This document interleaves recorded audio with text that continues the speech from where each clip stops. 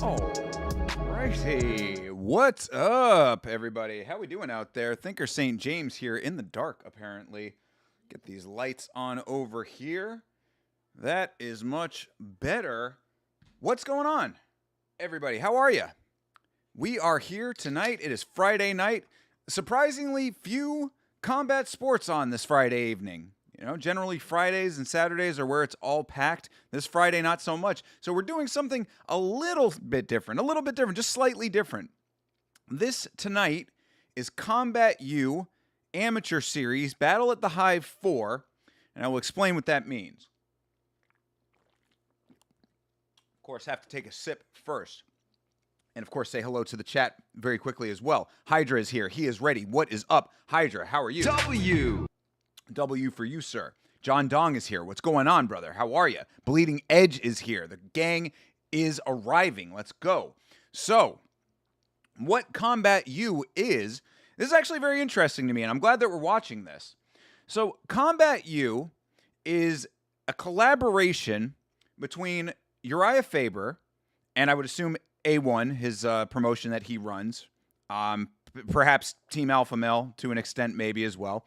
But it's a collaboration between Urijah Faber and Sacramento State University. That is the University of California, Sacramento. And what I guess that it is, it seems like it's actually an academic program revolving around combat sports. I guess they're actually potentially learning something about fighting in school, in college.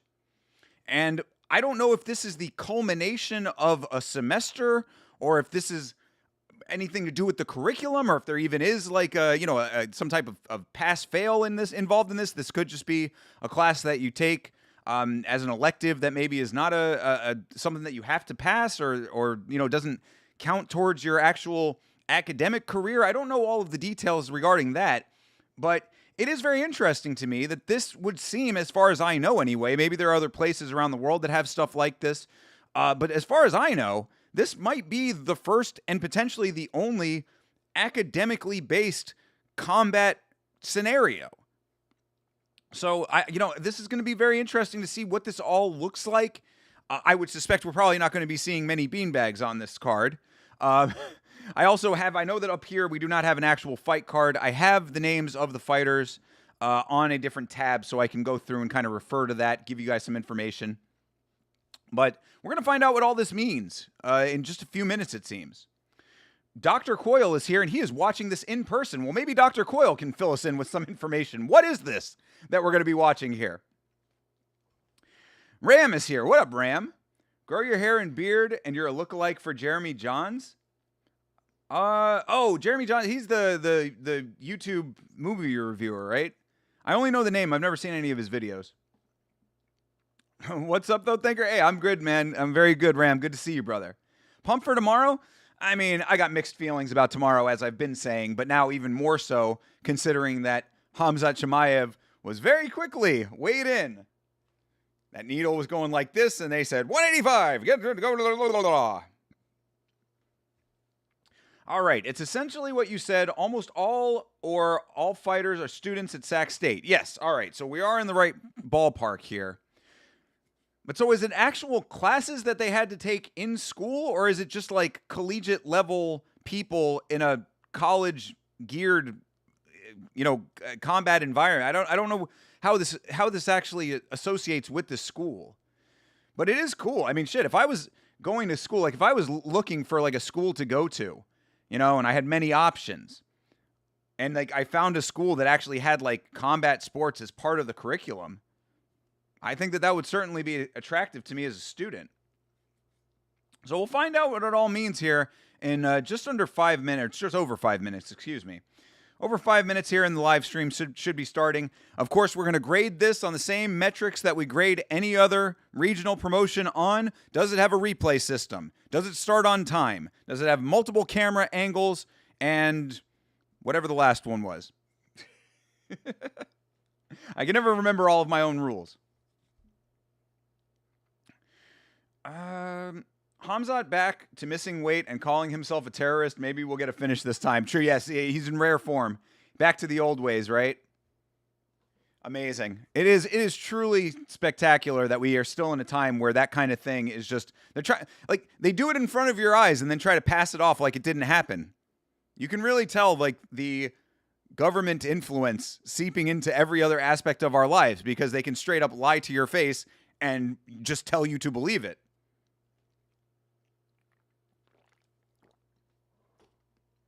What are you watching? Am I right, Miami? Oh, yeah. Am I right, New Jersey? Am I right, New Jersey? Hickory dickory dock. Am I right, New Jersey? You ready, Chase? Good to see you, brother. The school essentially sponsors it. Okay, so this is, it's a little bit, I'm still not fully understanding what the connection with the school and the program is, how it overlaps and everything, but it's somehow a conjunction between the two, and we'll see what the quality of these fights are. Hopefully we will see beanbags. I don't know, like, Dr. Coyle is giving us all the inside info here. Are they wearing headgear, do you know? Is it going to be that level of amateur? This is actually a school. Yes, this is in conjunction with Sacramento State. And I guess either Team Alpha Male or A1 Combat, you know, Urijah Faber's organization. Either way, shout out to Urijah Faber. He seems to be a pretty industrious guy. He is another person that, of course, your boy is connected with on LinkedIn. New Jersey would have popped more for Sean Avery than they did for Hokett. Oh, Jesus. Took me a second to remember who Sean Avery was. Yikes. Hey, Cookie Monster Trader is here. What up, brother? Good to see you again. Did Josh Hokett make the UFC great again? Are we winning, son? No. No, we are being set back decades, I feel. No headgear? All right, that's a good start. That's a good start. I know that some of this is going to be grappling as well, so we're not going to get full-on mixed martial arts for every one of these bouts. I believe there's only 7 fights on this card. 1, 2, 3, 4, 5, 6, 7. Yes, 7 fights. So this is a little bit of a shorter one for this evening. But we'll see what the quality level is like, and we will get this watch-along started in just over 2 minutes. No headgear. Oh, yeah, we read that. Do me a favor and root for my boy Joaquin in the second fight. You got it, brother. Dr. Coyle, you got it. Make sure to like and subscribe. You can become a member of the Blood Palm, and we will absolutely be rooting for your boy anytime that we are watching.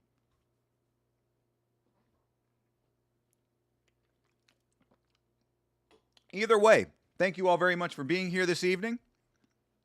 I know that you have a lot of things you could be doing on a Friday night, so I appreciate you hanging out with your boy for some collegiate mixed martial arts, collegiate combat. Combat you. Combat me? Well, no, combat you. Joaquin going to win in this promo tonight and tomorrow in the UFC. That is true.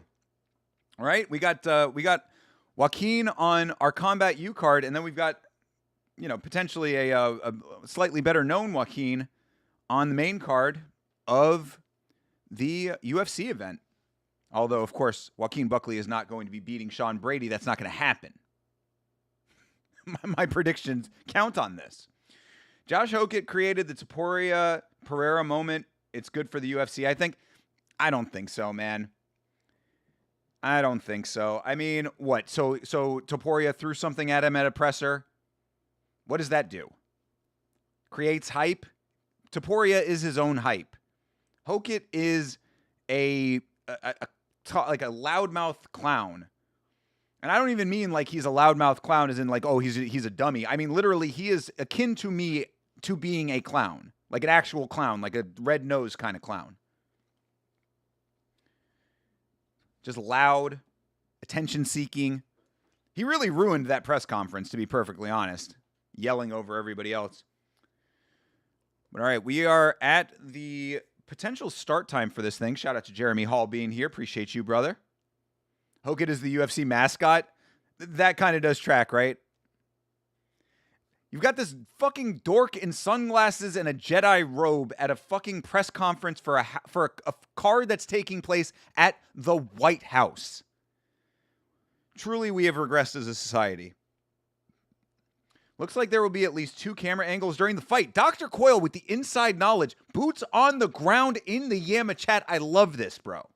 Appreciate you being here, Dr. Coyle.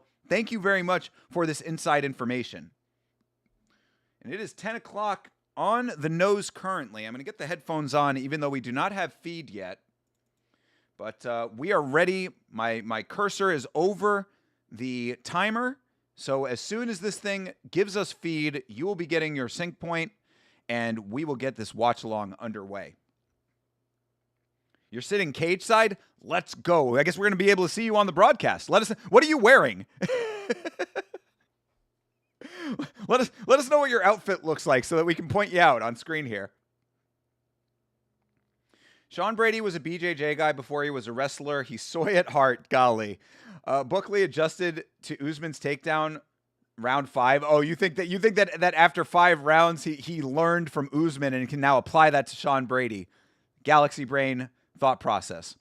After camp, he can just adjust. There, bingo. That's all that you need. All you need is to just fight Kamaru Usman, and then you can just win against wrestler grapplers.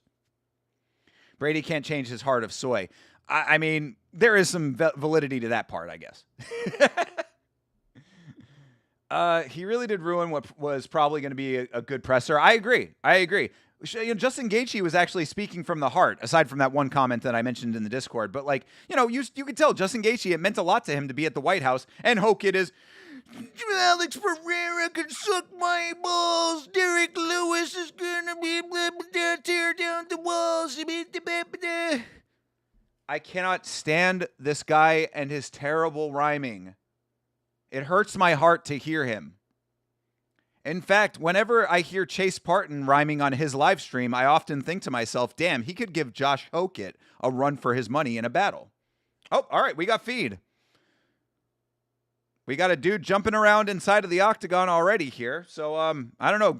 I'm just going to give you a sync point at random, I guess. All right, oh, here we go. Announcer. There you go. First announcement. Okay, it looks like we came in... Looks like we came in after we were supposed to when it comes to when this production was supposed to start up here. But we do have feed. Is this college MMA? Jeremy, this is. And that is why it is somewhat unique. You don't get this very often. You got a guy coming to the cage in a cowboy hat, people. I think Pereira and Hokit will fight in the future, and it will sell a lot. See, I mean, everybody is talking about Josh Hokit like he needs to do this to sell fights. That's the thing that is bothering me about this dynamic. All Josh Hokit needs to do is do what he did in the cage to sell fights. MMA does not need this loudmouth nonsense. You're in a light blue Hawaiian shirt? All right, well, we'll also just keep an eye out for a guy who is on his phone. Somehow get Yama on the broadcast. Turn your phone to the screen. I don't know if we can see. If you're in the front row of like the viewer area, it's going to be hard to point you out. It's hard to see the crowd in here, but I'll keep an eye out for you. All right, blue Hawaiian shirt. Gotcha. Look at this dude with his curly hair and mustache looking like a dude I went to temple with. Matt Jackson. Where's Jackson on this card?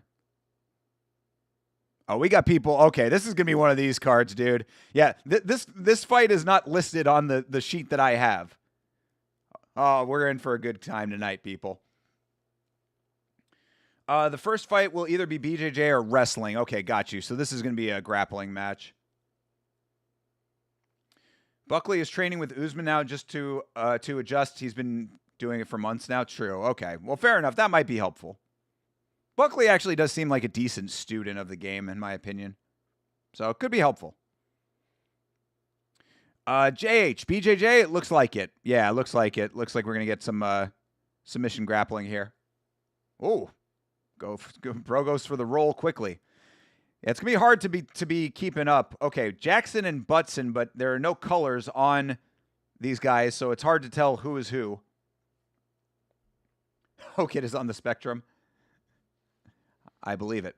Can't believe Topuria actually bit on the Hokit rage bait. Yeah, that was that. Rocky, you make a good point with that. It is kind of interesting that Topuria did, especially since it wasn't aimed at him.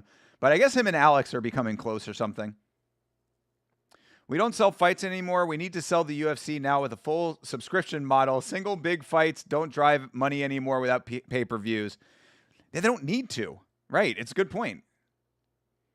Alex is going to kill him when they fight? Yeah, no shit, dude. Although, I think Hokit actually did kind of make a good point, though, that, like, Pereira has not really been tested by wrestlers very much. Okay, you'll be behind the ref. All right, I'm going to be trying to keep an eye out for you there, Dr. Coyle.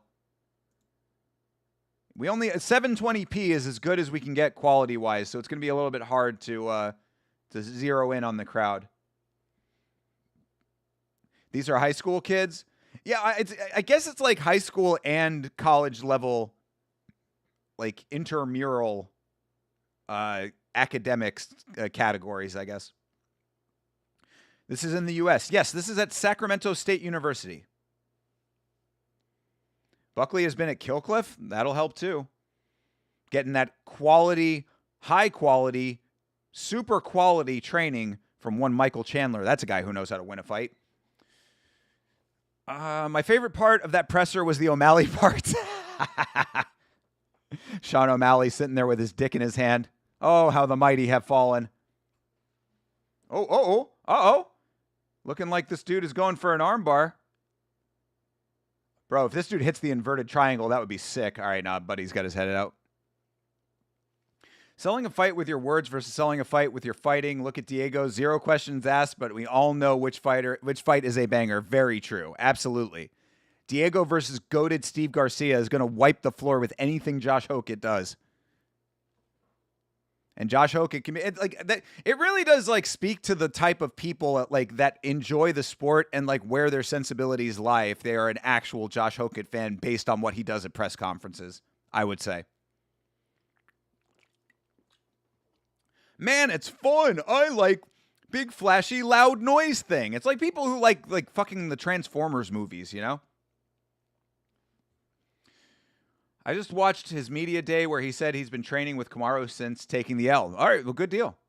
No, I mean, like, you know, I'm not hearing that. I mean, if that's true, that is certainly an advantage for him. I will give him that. Will it matter when it is Sean Brady that is doing the grappling? That I think is the bigger question. Ilya has little man syndrome. I don't think it's out of character. That kind of does track a little bit. I will give you that as well. I do think that there is an element of that. But at least he backs up, you know, the counterpoint to it, you know? Hey, W Yama WTJF. W. Good to see you, brother. Hope you are well. Combat U director Hector Fajardo. They got a bunch of cameras going on. Yeah, definitely at least 2 and a photographer over here. So, all right. Oh, nice takedown. That was a solid takedown for whichever guy that is. This is definitely a part of the problem, is not identifying these fighters by color on this event, because you've got blue corner and red corner, but how do I know which one is which in the midst of the fight? You know, couldn't these guys be like at least wearing like armbands or something? Bro, can we please stop this Alex hasn't faced grapplers talks? What do you mean? He hasn't. I mean, I guess you could say maybe Yuri, but like Yuri didn't go for any grappling. Didn't go for any wrestling. He literally has beaten guys who are good at wrestling. I mean, what, Jan? He barely beat Jan. Okay, well, that's a great way to start this card off. We started off with a single round grappling exhibition, and it is considered a draw. Well, congratulations to these two guys. They end up with some nice in-cage experience to take home to the wife and kids. You know, years down the road, I guess. Ilya just wants to make his Vitramite powers known. True. Invincible. UFC media might be the worst of all sports. Yo, TJF, you are not lying. That is actually like very, very true. You know why, TJF? You know why it is? It is because the UFC curates it more than any other sport does. This is what happens when you allow the organization to be run the way that it is run. They are the top of the heap. They are at the top of the mountain, and they dictate everything. So if you don't ask the right questions or if they don't like what you're talking about, you don't get access to the media day. And thus, only the people who ask the dumbest questions of all time get access to media day. Is this the most heated rivalry in the history of the promotion? You can ask anything about actual fighting? You can ask anything of substance, anything that the actual fans care about? No, of course not. You're going to ask dumbass questions like, is the hatred real, Sean? Is it real? Jesus Christ. The issue with Hokit is that he isn't funny. That is certainly true. McGregor was loud and sometimes annoying and disrespectful, but it was funny, so people loved it. Hokit is just cringe. These are big facts. I never thought I would miss Colby Covington's cringe. That's how bad it is. Hokit is the most entertaining heavyweight at the moment. Oh, my God. See, TJF is the exact type of person that I'm talking about. What was your favorite Transformers film, TJF? Tell me in the chat. Yuri went in for the takedown and got slept. I mean, yeah, I guess you can say that. I guess you could say he did go in for one takedown. Jan and Ankh were some of the best wrestlers in the division at the time. Okay, Ankh does track. Ankh, of course, did not go for any wrestling in their fight that he won, but that does track. You are correct about that. Jan might have won his fight, too, by the way. Let's not forget that. Let's not forget. Jan Blachowicz might have won that fight. Go back and rewatch. You think your buddy is fighting next? All right, Dr. Coyle, we are locking in. Actually, guys, I'm going to listen to the announcer here to make sure that we hear for Joaquin so I know which one Joaquin is. So bear with me for a moment, chat. We're locking in for our boots on the ground, Dr. Coyle, out there in the trenches at Combat U. All right, here we go. Gabe Cabatuta. I knew Gabe Cabatuta. Gabe Cabatuta. Helped my grandmother with her groceries on the way home from the store every week, Gabe Cabatuta. Oh, Cabatutan. More cowboy hats. This is like a thing in this promotion. Everybody's got a cowboy hat for Gabe Cabatutan. I like this little announcer girl. We've got a female announcer for this. Gabe Cabatutan is just happy to be here, guys. Adam Leg? That's not a name. What's his actual name? Adam the Letdown Leg? Oh, good Lord. Self-deprecating nicknames. Oh, humping the ground. What is happening right now? This is something. I think I saw you too, by the way, Dr. Coyle. Are you sitting close to where they make the entrances? Oh, Adam Lenk. Okay, Adam Lenk.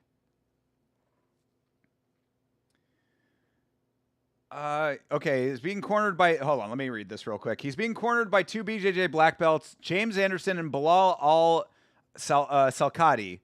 Bilal used to fight on UAE national Muay Thai team and used to do BJJ for Al Jazeera Club. Okay, cool.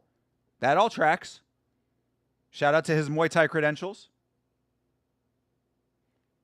All right, Dr. Coyle is a high schooler. Got you. Didgeridoo Dave is here. What's going on, brother? Good to see you. W for you. Ankh did attempt 12 takedowns officially in their first fight. No fucking way. Dude, these numbers are bullshit.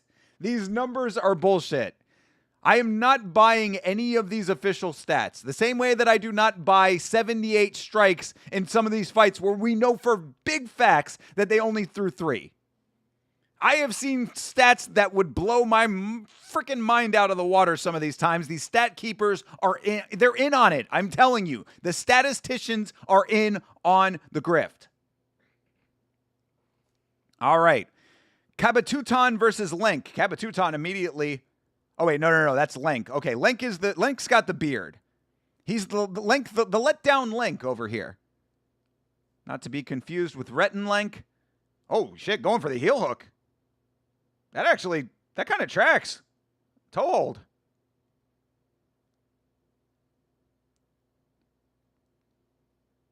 Heel hooks are not legal, but he was going for a heel hook. Referee letting it happen. Also, the referee is wearing some very shiny shoes. Oh, you're on the opposite side from the entrances? Okay, got you, bro. There's just somebody else wearing a blue shirt. We are on Dr. Coyle watch, 2026 right now.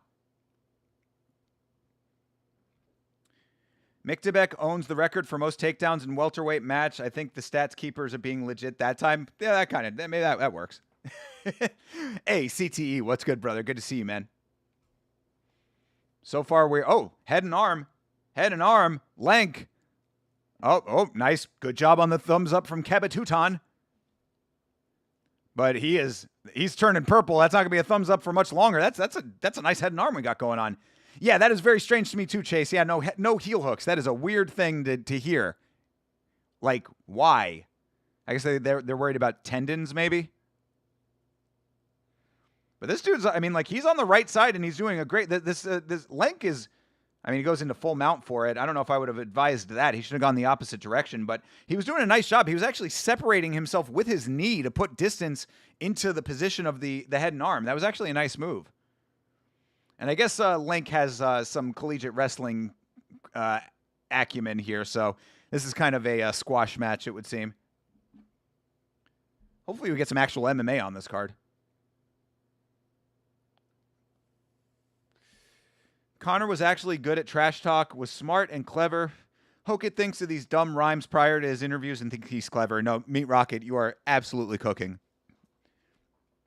His rhymes suck, and the things he says in his rhymes suck.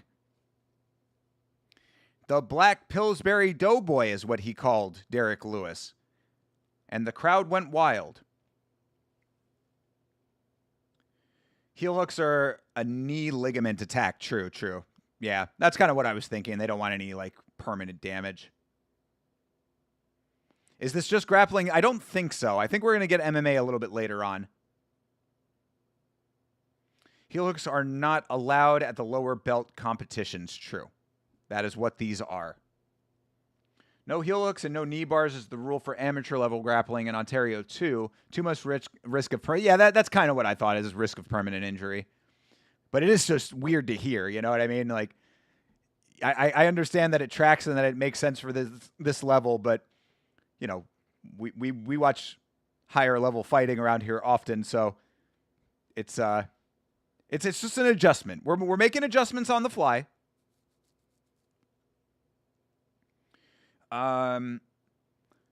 Wild that the green is allowed to wear shoes, but the other guy isn't. Yeah, that happens often in the amateurs, Bleeding Edge. I remember when I was commentating on Real Cage Fighting, that was the case too. We had commented on that at Real Cage Fighting that some people were allowed to wear shoes and others weren't, or not that they weren't, but they just didn't. There's MMA later, but they also have BJJ wrestling and Muay Thai. Let's go. They got Muay Thai on this. We're going to be very cool here. Deep with the shoes. I would assume that for actual striking sports, you're not going to be wearing shoes. I would hope anyway. Although I do believe that for anything that involves kicks, maybe you're not allowed. Because I think in the boxing, we saw people with shoes on at Real Cage Fighting. But right now, Mr. Lenk over here, these are one-rounders over here, too. So Lenk's cooking, honestly. I mean, this is going to be an easy win for him. Oh, see, bro, keep turning out, Lenk. Turn your body outward, bro. It's like he gets into position and then just stops. Bro, keep turning. I don't know why. Like, he gets head and arm, and then he just stops. He stops angling his body so that he's farther outward to get the position correct. But I mean, it doesn't matter. He's gonna easily win this fight. Possibly boxing as well. All right, it's a buffet. It's a combat sports buffet at Combat U. And how lucky are we, people? Think about this, chat. Not only are we watching these fights, but we have the inside track, boots on the ground from Dr. Coyle in the chat. All right, and that is time. So, very nice. I would be very, very surprised if Lenk does not get the nod here, but I don't know how they do the scoring for these. I mean, he threw up at least 3 submission attempts, so I would think that he is going to be getting the nod off of the attempts alone, but we will see. If he was smart, he'd attack the Americana, but no chance. Yeah. Yeah, no pushing that arm.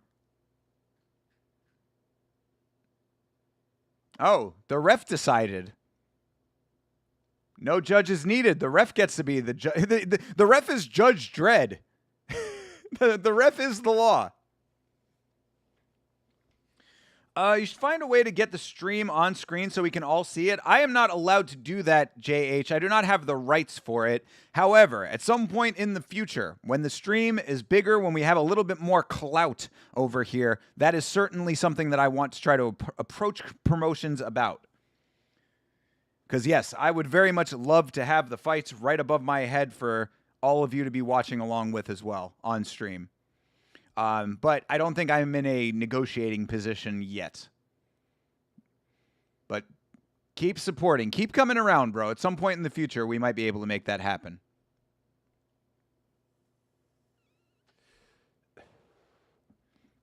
Grappling is all one round? Yes. Yes, that makes sense.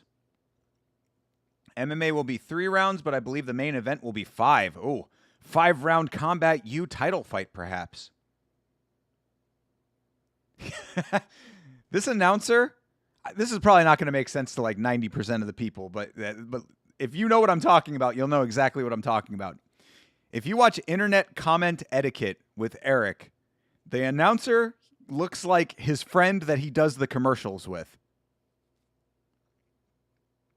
Get off your ass, bro. Brother, I'm trying. I'm out here. I'm on stream 4 days a week. I'm making it happen day over day, brother. I'm on stream more than 4 days a week generally. I'm actually on stream more like 5 days a week most weeks. And videos on top of that. The larger Yama grows, the smaller the promotions we keep watching. We'll find a promotion Thinker can big dick a negotiation with soon. This is true. This is definitely true. But yeah, no, dude, I cannot wait. And again, see, you guys think that there's not a vision here. Let me tell you something, okay?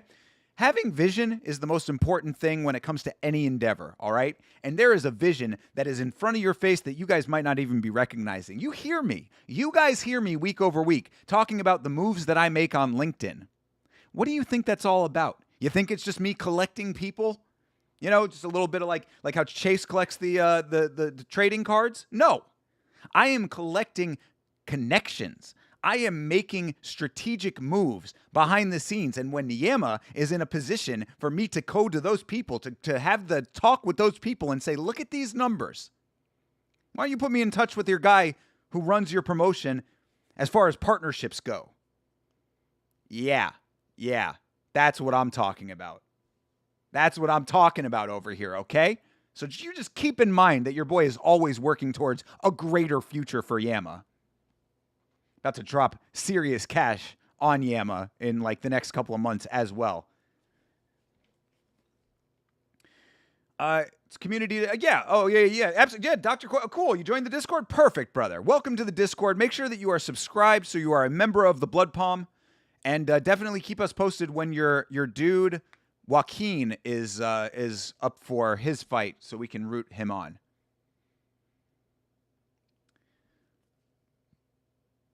Thinker collecting his LinkedIn cards, but will actually use them like the one kid who knew all the real rules of Pokemon in 4th grade. Let's fucking go. That's right. Thinker uses outreach. It is surprisingly effective.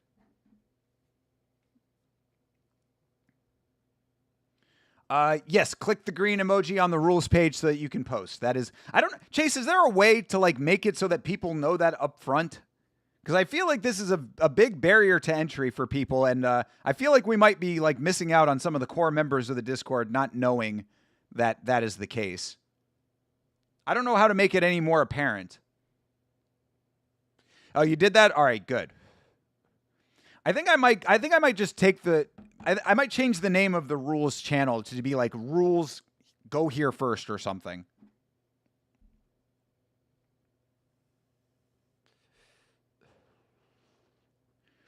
Duncan Ness.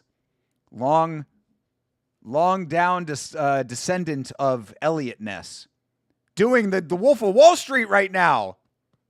Hi, hey, hey, ho, hey, ho, ho. Been watching Wolf of Wall Street lately. Your link can send them directly to the page. You just got to click the send link in that channel. Got you. Okay. Gotcha. Yeah, maybe I'll have to update that. All right. Elliot Ness, or Duncan, versus Elbaz. No, Jeremy, it's not all BJJ. We just have not gotten to the other combat sports yet. Apparently, this card is a lot longer than I thought it was. So I thought we were only in for 7 fights, but apparently we're in for like 1 million of them. So hunker down, folks. We got a lot of Combat U coming at you. And we've got our representative in the audience. We are locked in. I think it's apparent as it gets. In other large servers I've joined, they have the same process. Okay, got you. Whoa! That was interesting there. Well, north-south standing. It limits the users, but you really don't want the ones who can't figure that out. That's actually a good point, Hydra. I met Joaquin through BJJ. He's really good blue belt. Nice. What belt are you at, Dr. Coyle? As a high schooler.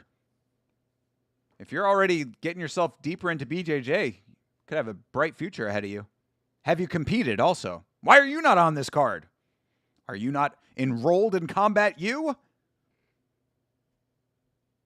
Oh, you're also a blue belt? Damn, dude, a blue belt in high school, dude. You're off to a great start. Wish they had this stuff when I was in college. JH, I was saying that. Oh, wow. Yo, let's go, dude. That was a crazy move that dude just pulled off. Holy shit, Duncan. Oh, Duncan going for the rear naked. Could we get a beanbag? We got a beanbag! Oh, my! We got a beanbag! Ooh, that's a beanbag. Unexpected beanbag at Combat U! Combat U beanbag! Sit that man on the Sacramento State beanbag! Let's go. That was a crazy move. We don't have replays in this promotion, unfortunately, so you got to be paying attention. But that move that he pulled off was crazy. He jumped him. He like basically jumped on him and then wrapped his body around him. Very nice. Like he went on like a side angle and sort of like flipped himself to the back for the rear naked. That was really good work. Shout out to Duncan. Getting the tap at Combat U.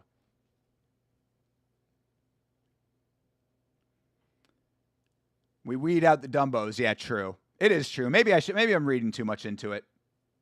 But yeah, that's what I was saying, JH. I said the same thing about wishing that we had this in college. This is a great program. You know?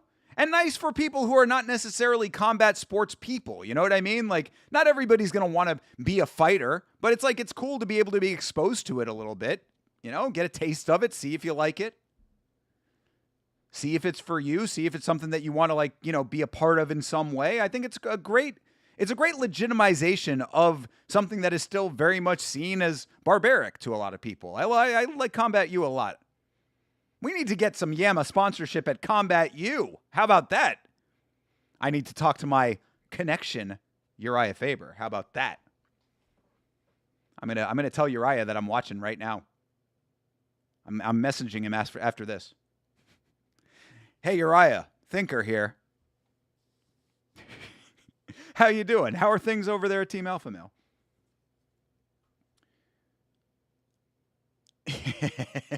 That's right, Hydra. Bilal Epstein. Combat U certainly sounds like an anime. Well, Kamehameha, motherfucker. I've been doing BJJ for 10 months. All right. Under a year in.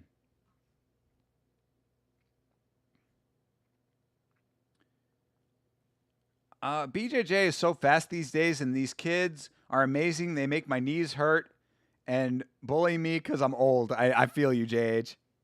I feel you on that. But that's the evolution of the sports, you know? I mean, all the combat sports get better over time. Looks like they have a high school girl doing some of the filming over here as well, if you see the cage right now. Little young lady can barely get her head over the top of the cage. Up there on the platform. You and Joaquin also got promoted together. Nice, bro. Do you have higher ambitions in combat sports? Are you trying to do striking at any time? Or are you just staying in the BJJ world? Are you going to try to compete there? What's your ultimate goal with your Brazilian Jiu-Jitsu? You have BJJ usually out in the DFW. These kids compete at ADCC and all of those other organizations. I know, that's what I'm saying. It's like the way that like combat sports have evolved. Like it's so common for people to to just be like on the track to being in the world. Like a part of the grander scheme of the combat sports community at this point. It's not segregated in lots of ways. Hey, Uriah, largest watch-along stream of combat you just finished, writes, please. Yo, it's a good point, right? I mean, I'm not trying to make any point about this, but currently there are 134 people, including us, watching the live stream right now. I don't know how many people are in the chat over here, but, we probably, I think it's probably safe to say that we might be the biggest watch along of this event right now outside of the actual, official live stream. Wait, bro, you're really good. I'm a year in and nowhere near close to blue belt. Hell yeah, dude. Yeah. Our dude, Dr. Coyle, putting that work in. They don't want to kickbox though. They want me to bully them back. Well, that's what you got to say at some point. Just be like, hey, if you want to start striking, know your place, goddammit. Respect your elders. I train a lot, and I'm only a junior in high school. Damn, only a junior. Let's go, bro. Cody Steele will show up or Kevin Holland. Hell yeah. All right, Hector Nunez. Nunez. No Enye in the graphic.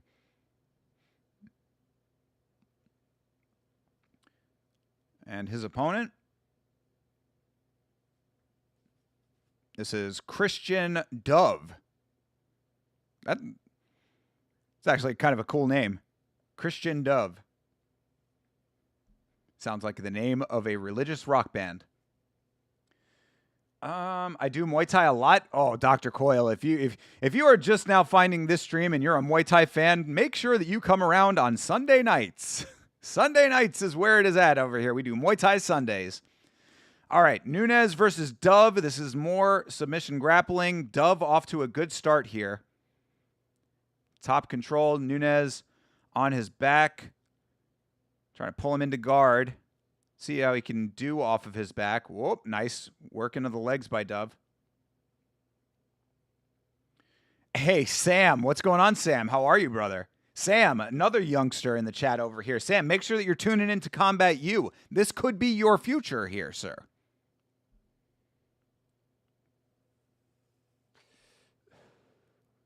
There's a superhero named Dove who's like some raging drug addict? Like a Phoenix Jones type of superhero? Where are we talking about?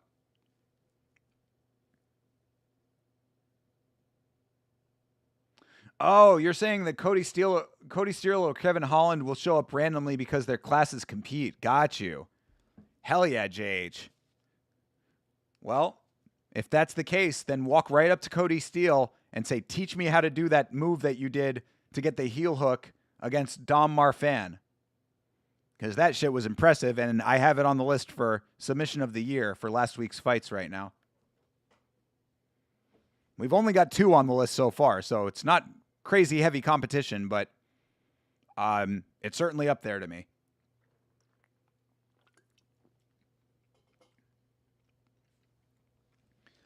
All right. Dove staying on top. The commentary is making a good point. We have not seen a lot of submission attempts yet. You'll rejoin when your boy Joaquin is fighting. All right, Dr. Coyle, will you enjoy the event? And we will be here for you whenever you are around, sir. All right, Dove going north-south here, almost. And Nunez rolls himself forward, sliding in. Dove just allowing him to sort of inch his way closer.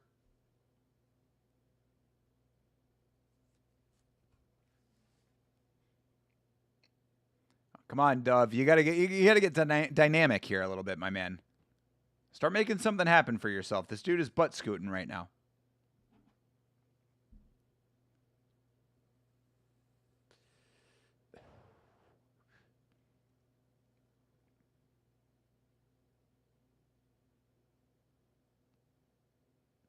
Half guard for Nunes. Dove putting some top pressure on him. Driving that shoulder.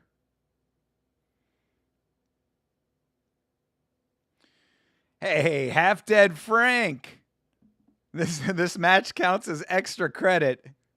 You are the man doing the extra credit work, my dude. Always posting amazing knockouts in the Discord. You know how much we appreciate you, half dead Frank. I think that you are like the MVP of the Discord right now, doing the Lord's work out there for us sinners. All right, they're standing now. Oh, Nunes goes back to his back. Dove has a girlfriend too, another bird name, but these were just shitty side characters from the live-action Teen Titans show. So these are like actual real-life people that are cosplaying as Teen Titans and they have horrible drug addictions. Is that what I'm understanding? I didn't even know that the real-life superhero thing was still active. Got 4 hours of work done on my sleeve today, and now I'm feeling like absolute trash, hoping I can evade tattoo flu. God, I hope so, CTE. I mean, I'm sure you're very happy about getting the work done, and hopefully your sleeve is coming out how you want it to come out. But yeah, I know you've talked about tattoo flu before. Hopefully you'll be all right for the event tomorrow. Ooh, going for that Kimura almost for a second there. But yeah, front headlock for Dove. But feel free to post your tattoo progress in the Discord, CT. I'm sure everybody would like to see all of the new work that has been done. I mean, dude, this guy had a ninja choke waiting to happen in front of him. Like, Dove is transitioning to the back for no reason right now. Yeah, live action of Cyborg, Robin, Starfire, and Raven, the worst cosplays you've ever seen. The show is really bad. What is the show? Oh, going for the Kimura again. Missed the Kimura. So, armbar. Potential armbar. Oh, he might. Oh, right at the horn. Dove, man. Dove does not get it in time. That sucks. Looked like he was about to cinch up that armbar, but he will certainly get the win based on his submission attempts, I would suspect. Excuse me. The show is called Titans. Where does it air? This is an actual television show, or this is like a YouTube show? Should they not be copyright struck by DC? All right. What is his nickname? Celine Chocolate? Something Chocolate. Oh, it's on HBO. So this is a licensed product? It's like a reality show?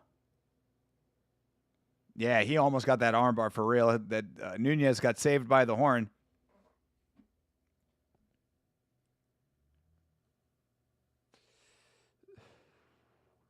All right, this is the featured grappling match of the night, so we're going to be ending the grappling portion here in a moment.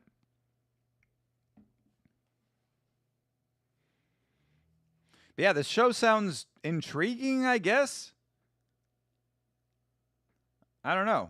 I don't know what to think about this right now. I am not a fan of any television program that platforms people with drug problems only because it is legitimately exploitative.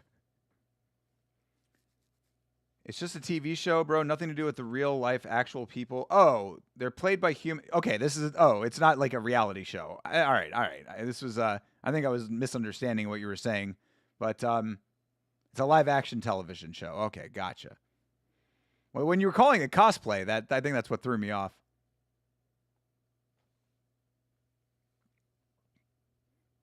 I guess what you're really saying is that it just has bad costume design.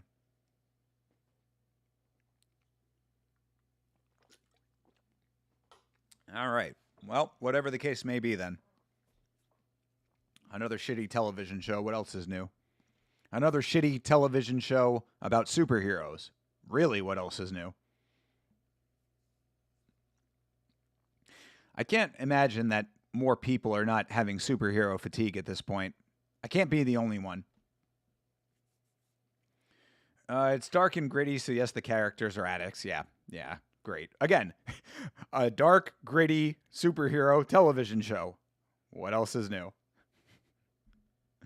Good Lord. More of what we need. And no new ideas allowed, by the way. That is also, very apparent. You're not allowed to have new ideas anymore. That's why, look, I've been writing a screenplay for a while for a horror movie, like a psychological horror movie. And, I'm going to finish it at some point. But, part of me is what's the point? I'll finish it. I'll put it out there. People will say, oh, it's good, it's bad, whatever people say about it. But Hollywood will not greenlight original ideas. So what's the difference? Doom Patrol was solid, though. Titans, not so much. I liked Doom Patrol in the beginning. I didn't stay with it, so maybe it stayed good. But I think I watched maybe 4 or 5 episodes of it, and I started to sort of feel that it was trailing off a little bit even at that point. So I don't know. Maybe that's just me. I liked that it was somewhat unique. Stephen the King Abel. Will he be able to get the submission? Will we get another beanbag from Stephen the King?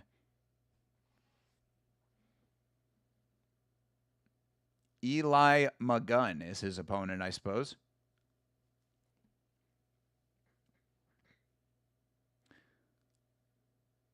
Oh, man, this dude's going for a master's degree in addition to being a fighter. Let's go.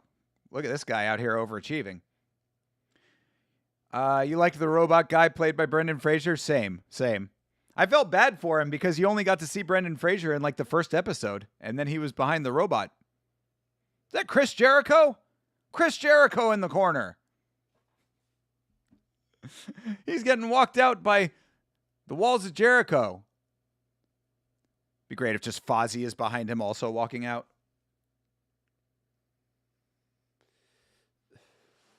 Got a background in wrestling.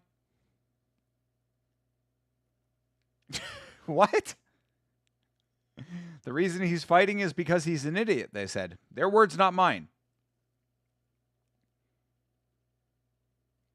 Oh, look at this dude coming in with the Rampage Jackson chain right now. Do-rag, chain, glasses, white guy.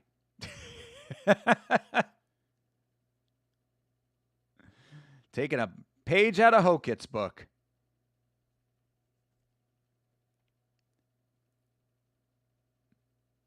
Tell me that doesn't look like Chris Jericho right now.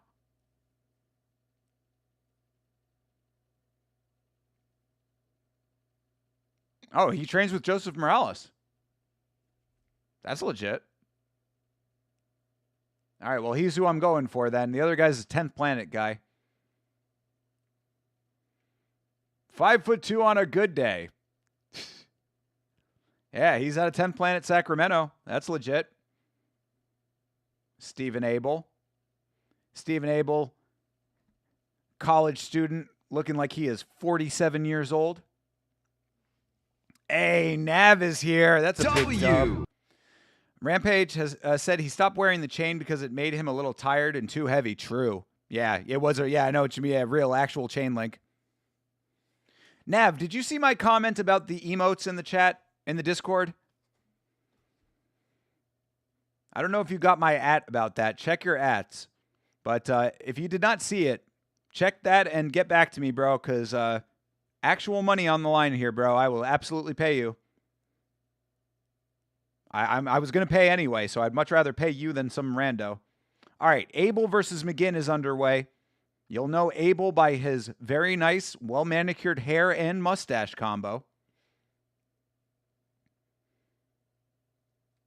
He doesn't listen too well, so he's a fighter instead. Took a class at Wes Schultz U. Yes, indeed. Absolutely. When Wes Schultz said stay in school, you didn't know he meant his school. Hey, Fried MMA, what's going on, brother? What have I been watching? I thought we were seeing Ami MMA. Yeah, no, it's apparently it's all kinds of combat sports. So yes, we have amateur submission grappling currently, and then we're going to be getting Muay Thai and MMA on this card. Don't know about kickboxing or actual boxing, but apparently it's a bit of everything. It's a little bit of a buffet of combat out here in Sacramento at Combat University, Combat U, presented by Urijah Faber and Sacramento State. And by extension, your boy Yama here. I'm actually tuning into the event for once. Who's the 13-year-old commentating? Yeah, they do have this little girl who's been a commentator, which is actually pretty not bad. I don't know what her credentials are, though. I've started doing daily regional MMA highlight videos. Fried, I actually saw the most recent one that you put out. Very cool. You're trying to do it daily, though. That's a big commitment, my man. But, yeah, good on you, bro. I think that is a great thing. Just be prepared for copyright strikes, because regionals can do that sometimes. This is why I do not show the fights on screen on my streams. Daily as in when there's fights. Nice. Gotcha. Okay, fair enough. Good deal, dude. I like it. Yeah, you're doing some great work out there for the regional scene, my guy. Everything starts with an idea. I love it. Get your boulder and stare at it for a few. I like that too. Hell yeah. Hope you are not up there with Sisyphus pushing that boulder for all eternity, which is certainly what it feels like at times, but we are making progress. This most recent episode of the podcast has done great things for the new subscribers. New subscribers coming in on a daily basis over at Yama. So we are growing. Swamp Thing by DC was so underrated. Yeah, Swamp Thing is actually really good. Alan Moore's Swamp Thing was very good. Of course, it's Alan Moore. But, yeah, no, I like Swamp Thing. Swamp Thing is like, almost has like a Frankenstein feel to it. I think I saw the emoji thing. I added a few, but do you need specific ones? I got to add the Vanderlei one still. Yeah, well, I think that there are like certain Bloodsport ones that like need to get like the character clipped out of them or whatever, but I haven't seen what you added. There are definitely a couple of ones that like I want to get like an actual emote set done.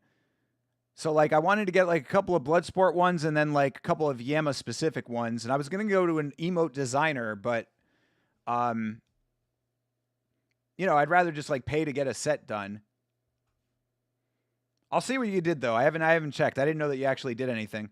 So yeah, I'll check after the stream and see what you did. That'll be after I contact Urijah Faber, my good friend, my close personal friend on LinkedIn.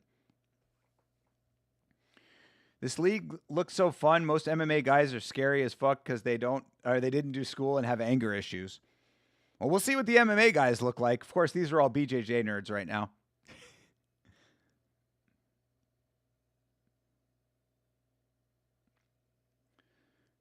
Oh.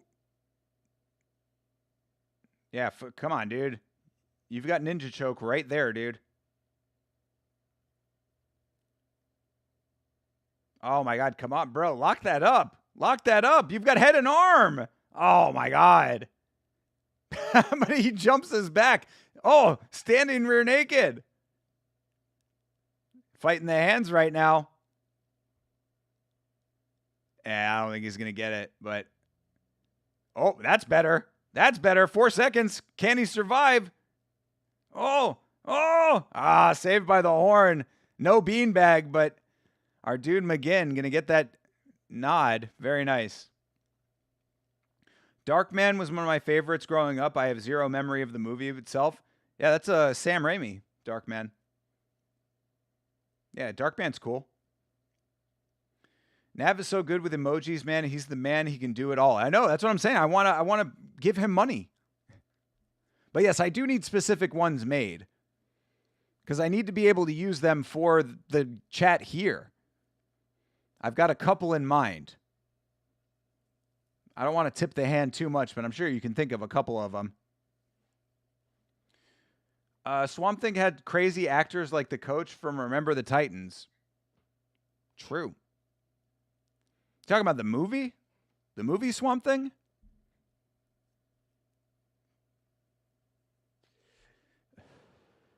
Or did they do a more recent Swamp Thing television show? Yeah, Combat U has their own little promos as well. Look at this.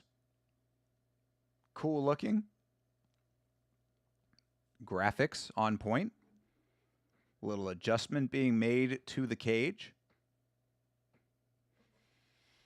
All right, so far we are rocking and rolling over here.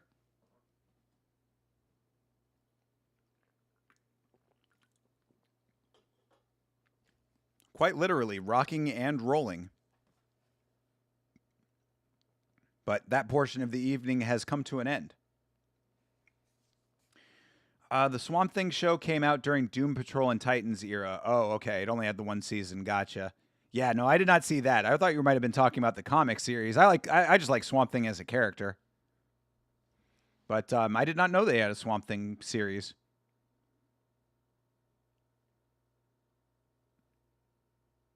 Oh, I was like, what the fuck was that noise? It's Downtown by Macklemore that was playing in the background.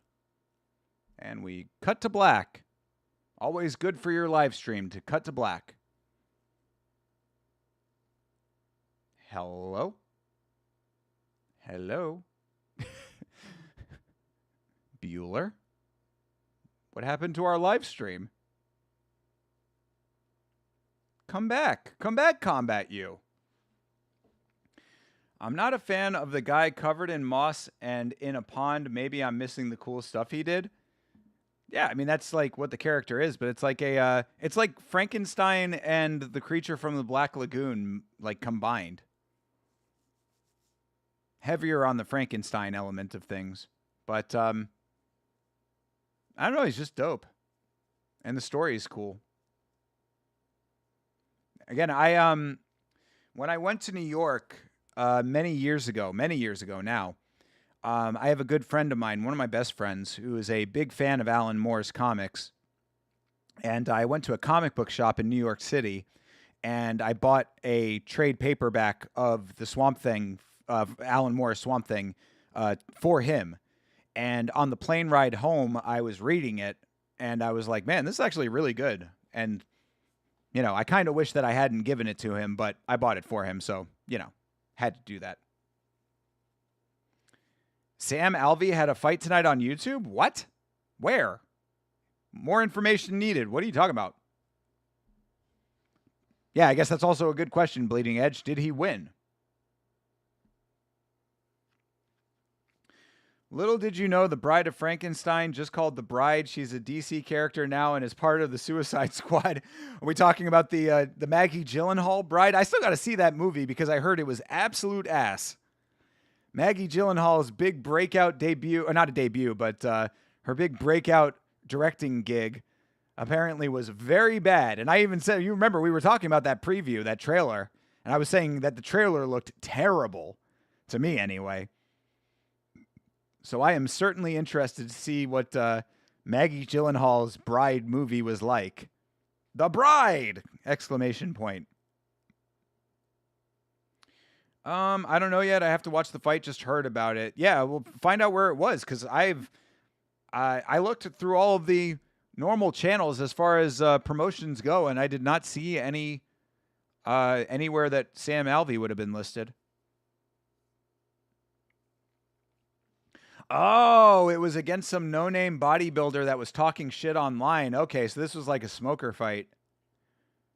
Mostly just Sam goofing around. Gotcha. Okay. One of those. This was a Sneeko and Sean Strickland moment.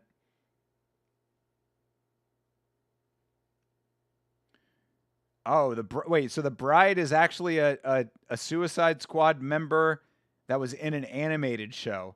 So they can just pull shit from history now? So maybe Dracula is going to be a Suicide Squad member. Ah, it's on his channel. Okay, got you. Okay. Well, Hopefully he won. Hopefully he didn't get embarrassed by a bodybuilder.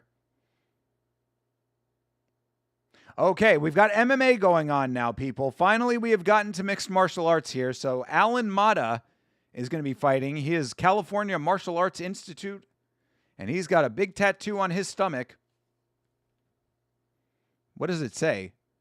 It says M-A... Does it say mate on his stomach? M-A-T-E? Does it say Mate? Oh, Mata. It says his name. Okay. Batman and the Ninja Turtles have a movie too. Yes, I did know that one. Yeah, I did know that one. That makes sense. They're both comic book characters.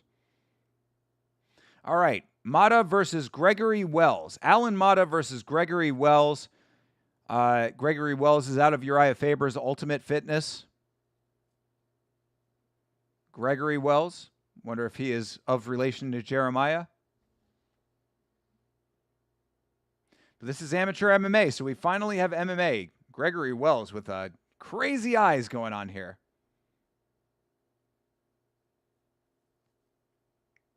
All right, fight is underway. Mata versus Wells. Gregory Wells graphic on screen. All right, they take that off. Ooh, Mata with some nice hands.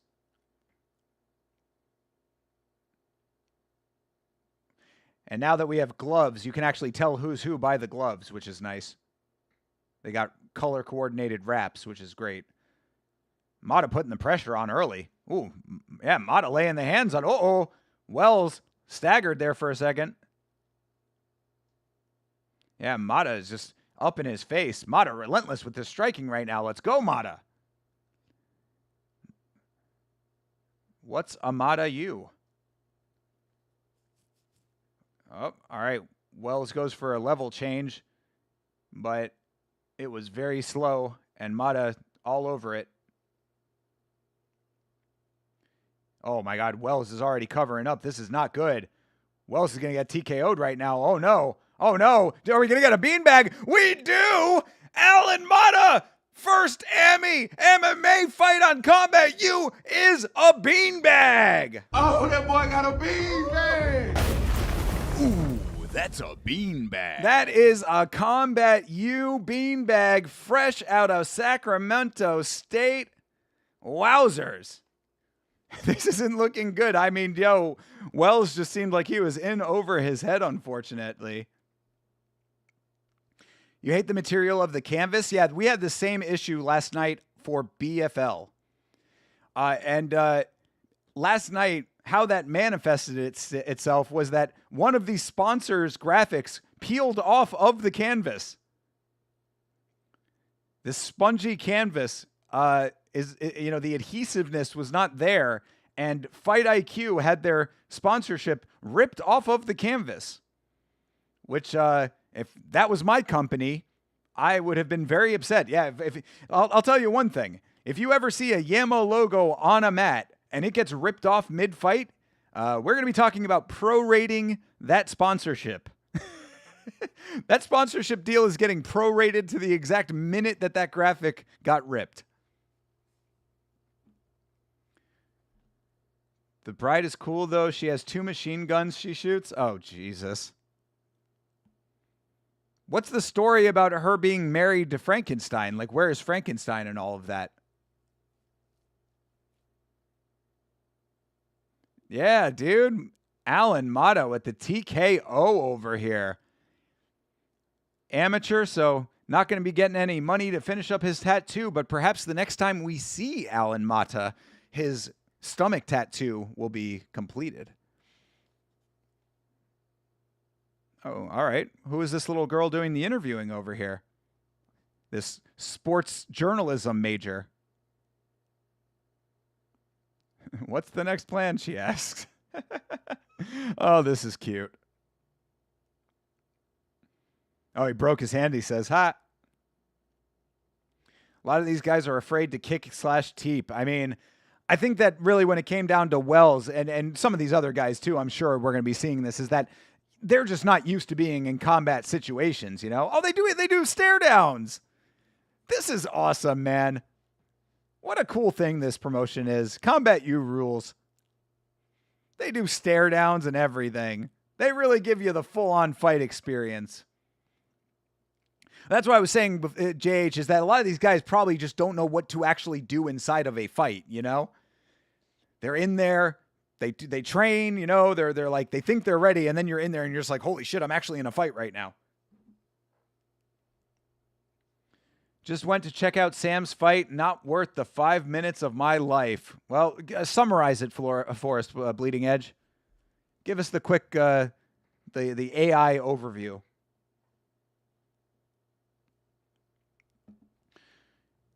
He's her long-lost lover, so he tracks her down the whole show to try and confess his love. She hates him because the doctor made her to only love him. She's a baddie now. I don't like anything you just said. All right, Dr. Coyle is back, and our dude Joaquin is up next, people. So is Joaquin, I guess, is going to be fighting MMA. I mean, I think that all of these are MMA fights right now. You teep for distance control? Yes, you can teep for distance control. You can kick to actually inflict injury. He's fighting a wrestler. Okay. Is it MMA or is it grappling? Or wrestling, like actual pinfall wrestling, freestyle wrestling. Oh, okay. So this is a another grappling dealie here. If I'm fighting someone tall, I teep just so I can get them off of me. Yeah, of course. Teep for distance management.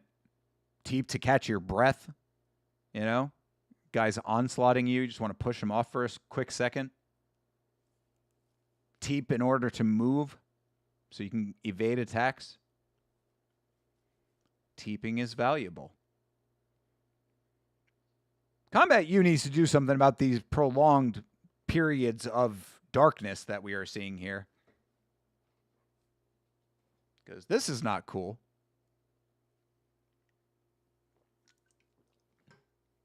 All right, we're back. Oh, we're getting fighter intros. They even do interviews with these guys. Man, they really try to make this like the actual fighter experience. I have no screen. I have no screen. Give me money. I have no screen. That's the movie Kids. That is a very obscure reference.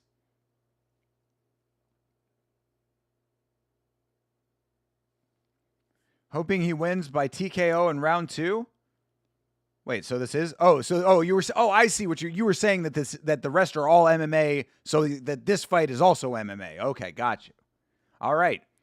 TKO in round 2. Let's try to manifest it. The trade school of MMA. I love it. Come to Combat U. Learn a skilled trade. Oh, is this Joaquin here? Joaquin with these very dark eyebrows.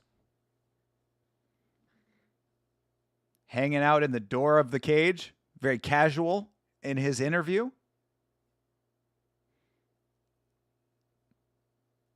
See, he's saying it out loud right now. He's saying the quiet part out loud. He's saying that, you know, he wasn't nervous at all, and then he went inside the cage and got nervous.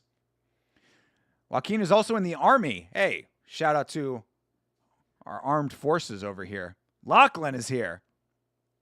Frothing to see these fights? Let's go, Lachlan. Frothing at the mouth for some amateur MMA action. We actually saw a beanbag in the first MMA fight of the night. 2 beanbags on this card. There have been more beanbags on this card than we have seen on other professional cards. Think about that. Why is it always, I used to get into fights as a kid? Yeah, it's like everybody, I guess, right? I don't know. It ignites something inside, perhaps. Hey, James Bjorn again is here. What up, James? Good to see you, brother.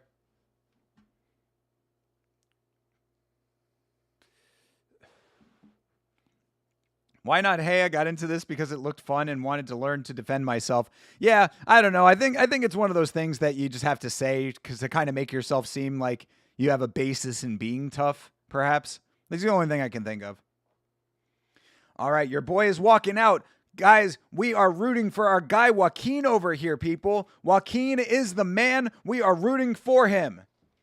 Power of the Blood Palm is going to bring Joaquin to victory. AI overview is, it was a sad showing of a guy that doesn't fight getting carried by a somewhat nice pro fighter.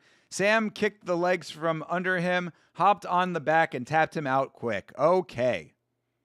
All right. Well, that was all that we needed. So thank you, Bleeding Edge. Now everyone has seen the Sam Alvey smoker. Something about beanbags? Yeah. Yeah, you're right. It is something about beanbags over here. Oh, that boy got a beanbag. We all got a beanbag. We got 2 beanbags on this card so far. Good Lord. Let's see if our guy Joaquin can secure himself a beanbag in Combat U. They need a rug or rolling rug. They are tracking dirt. True.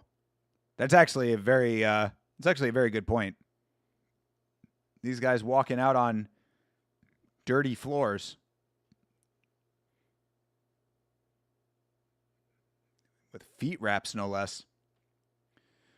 Bought my RWS tickets this weekend. Let's go! Oh, for next weekend. Oh, got you. You bought your RWS tickets for next weekend. Lachlan will be in Thailand, people. Lachlan, you must keep us posted. I have to see all of the pictures. I want full Rajadamnern coverage. Hey, Sanjay is here. Last break, did not wear the Yema polo. My cat claimed it, and I was in a rush to leave for work. Got you, bro. All good. Of course, as I said, Yama merch is a pussy magnet. So one during the day and RWS at night. Lachlan, I am so fucking jealous of you right now. Good Lord, dude. One during the day and RWS at night sounds like the greatest day of anybody's life ever. She put it in her box for a cushion. Like I said, dude, can't keep their paws off of it. We need Lachlan on the dance cam. Let's fucking go. Well, you know that we're definitely watching the episode that Lachlan's going to be at. If Lachlan is going to RWS next weekend, you know we are doing a watch along for that. Actually, Lachlan could possibly be here for it. You know, I don't know when you fly back or what your schedule is going to be looking like, but, you know, we'll be doing Muay Thai Sundays. So we will be on, and if you are around, Lachlan, you are more than welcome to watch along and spoil it all. That is one time where spoilers are completely appropriate.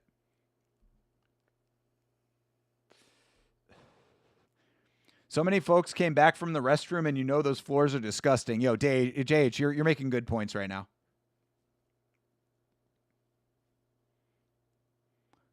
Lachlan knows you want the food pics. Yes. Yeah, Lachlan, you need to be taking as many pictures as possible out there, please. For the sake of the blood palm. This guy looks really in shape for this level. You talking about Joaquin or this dude? This dude whose name I did not catch. But he is thin. I mean, a lot of these guys are very young, so body fat's going to be lower in general. Does seem to have a decent back, so you're probably not wrong. But either way, I mean, these are amateur mixed martial artists, and Joaquin, as Dr. Coyle said, Joaquin is a military man, so he's probably in pretty decent shape. I just went over to his coaches to tell them to give him my praise. Let's go, brother. Oh, his opponent is running off to the back for some reason. Where is he going? Off he went.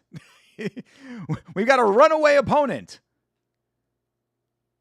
Oh, here we go. Here's our little announcer girl. It's McKenna. It's little McKenna. What was her first name? Erin McKenna? She looks a lot like her, actually. That's funny.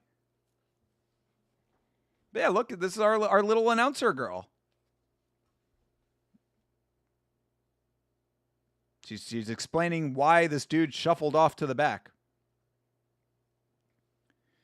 Someone's going to get pink eye? God, I hope not. Instead of where's Waldo, it'll be where's Lachlan. Yes, Lachlan, you got to tell us what you're wearing so we can spot you in the crowd. So is this an age limit thing like 18 to 22? That I do not know. The guy he's fighting is a wrestler. All right, well, he's for some reason in the back right now. I have no idea why that happened. He's scared of Joaquin. Yes, exactly. He just ran off. Corey McKenna. Yes, thank you, Chase. Yes, Corey McKenna. That's exactly it. She looks like her, though, right? Got the red hair.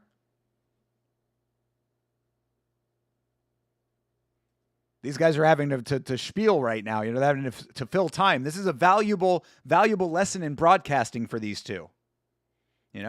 Broadcasts don't always go to plan. You got to stretch sometimes. It's cool that they have face cam for these two, I actually give this promotion credit, They might have anticipated something like this, but yeah, they got face cam for the announcers. Out there in the stands. They're amongst the people, the announcers.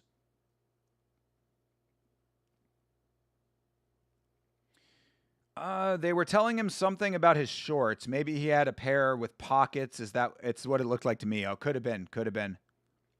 Hey, West Indian, what's good, brother? Good to see you. Holy shit, Josh Hokett is the fucking man. What we watching? See, exactly, man. This is what we're talking about. People who buy into this Josh Hokett nonsense. Currently, we are watching Combat U. You miss Ref Cam from Pride? Watch PFL. PFL still has Ref Cam. UFC occasionally has Ref Cam now. All right, our guy is back. They should put in a mini screen with the announcers like UFC. Yeah, I don't know the level of sophistication of this setup for the broadcast, but for what it is, at the level that they're at, this has actually been run pretty well, except for the black screens. That's the one thing that sticks out to me. And no replay. Yes, he is here now. All right, Joaquin is in the blue. Joaquin Campbell Holguin from Davis, California. All right, we're locked in. We are rooting for our guy, Joaquin.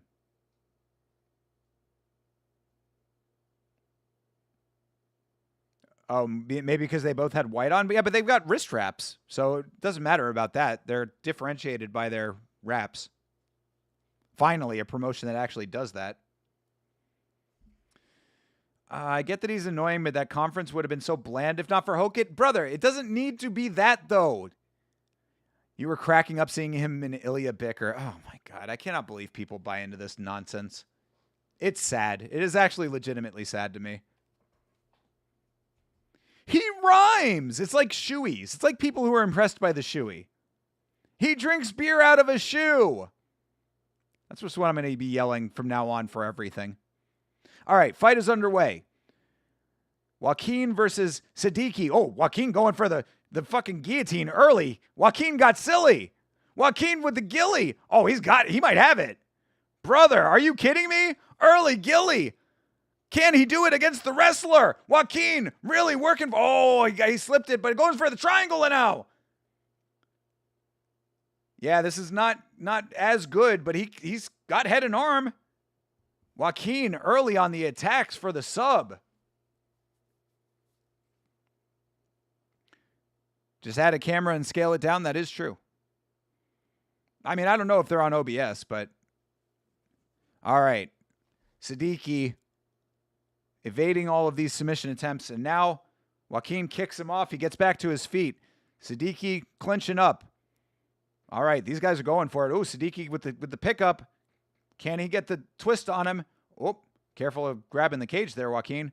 Oh, jeez, that was a nice takedown for Siddiqui, though. Not gonna lie.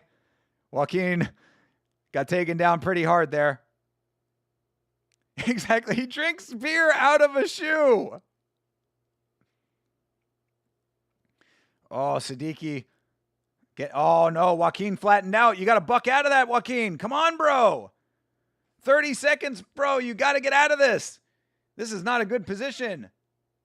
All right. He turns to his back. That's probably smart under the circumstances. Siddiqui in full mount now. There you go. Buck your hips, brother. He's doing the right thing. Come on, Joaquin. Keep pushing, bro. Pull him close to you if you need to. But yeah, he's fully mounted. There you go. Yeah, grab the neck, brother. Oh, reverse. He reverses. Joaquin with the reversal. Come on. Hit that. Oh. Now he's Siddiqui trying for the armbar. Oh. This is actually a pretty entertaining fight. Holy shit. And that the clock is done. Fucking blow the horn. Why is this round still happening? The time has elapsed and they have not called the round yet. Yeah, the timer is at 0. What is happening right now? Where is the timekeeper? But what is that? Are you kidding me? Timekeeper is out to lunch. Somebody stop the round. What the fuck is going on? Horn.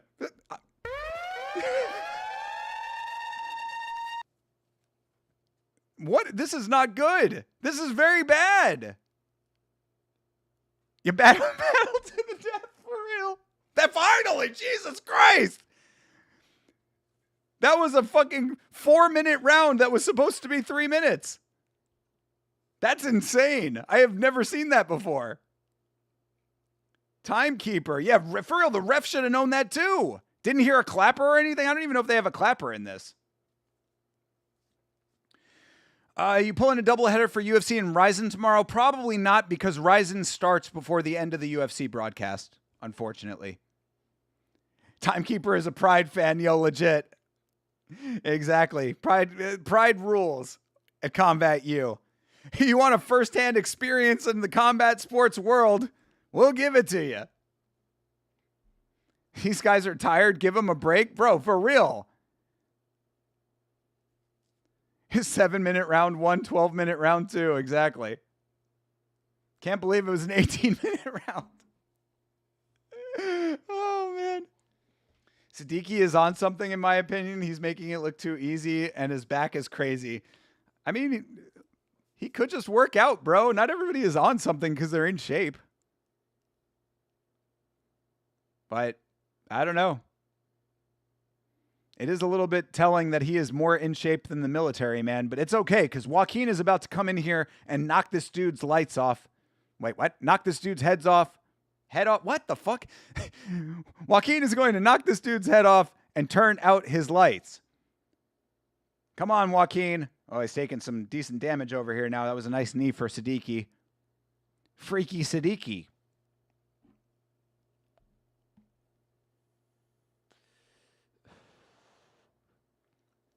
Iqbal Siddiqui. Ooh, there you go. That was a good one for Joaquin. Joaquin walking forward with the guard up.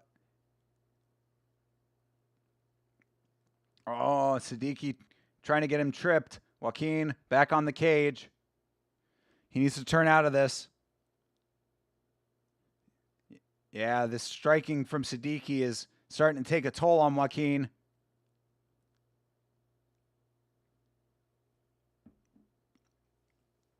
These weight classes look a little off unless military guy ate his natural weight back before the fight.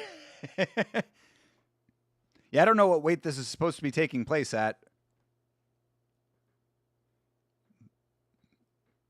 Oh, these knees from Siddiqui are adding up.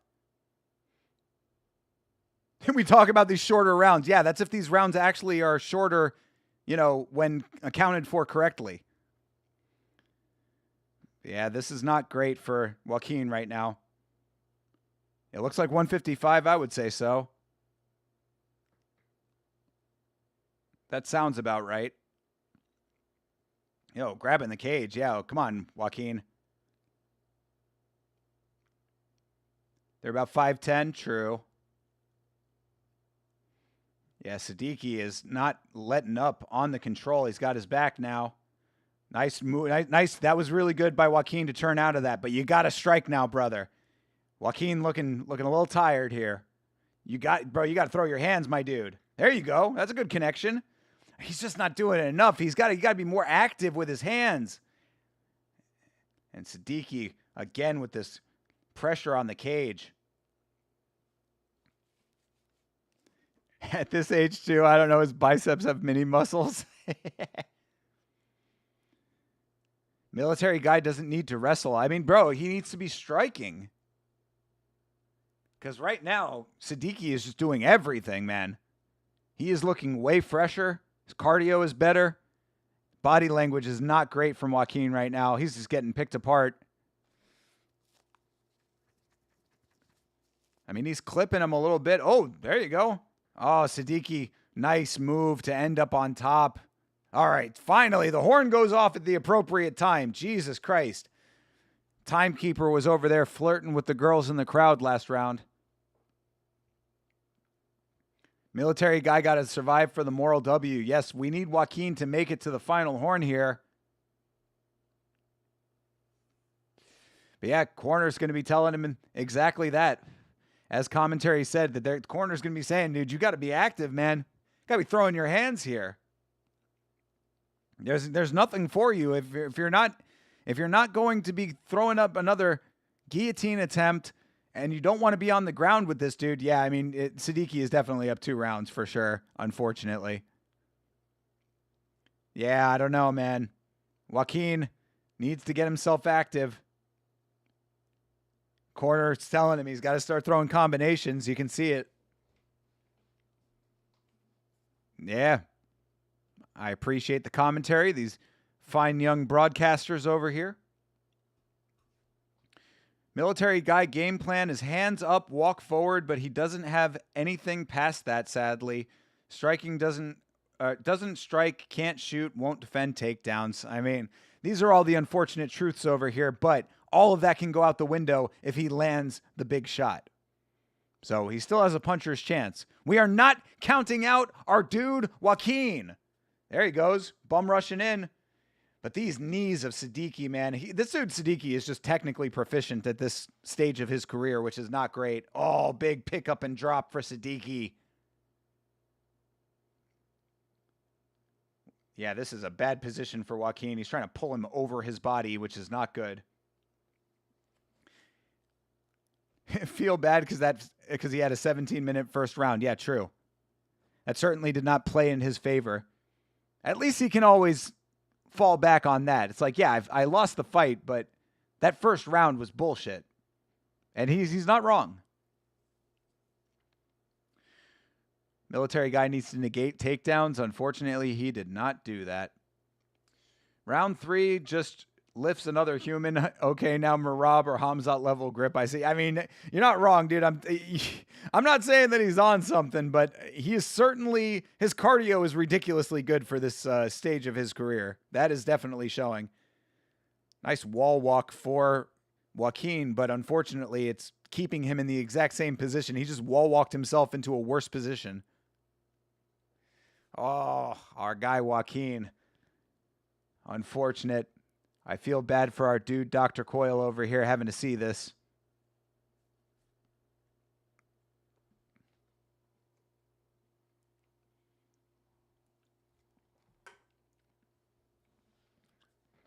Yeah, this is not good.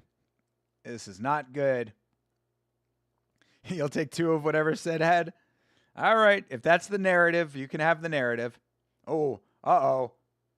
Oh, hey, nice reversal for Joaquin. This is your chance, brother. Ground and pound.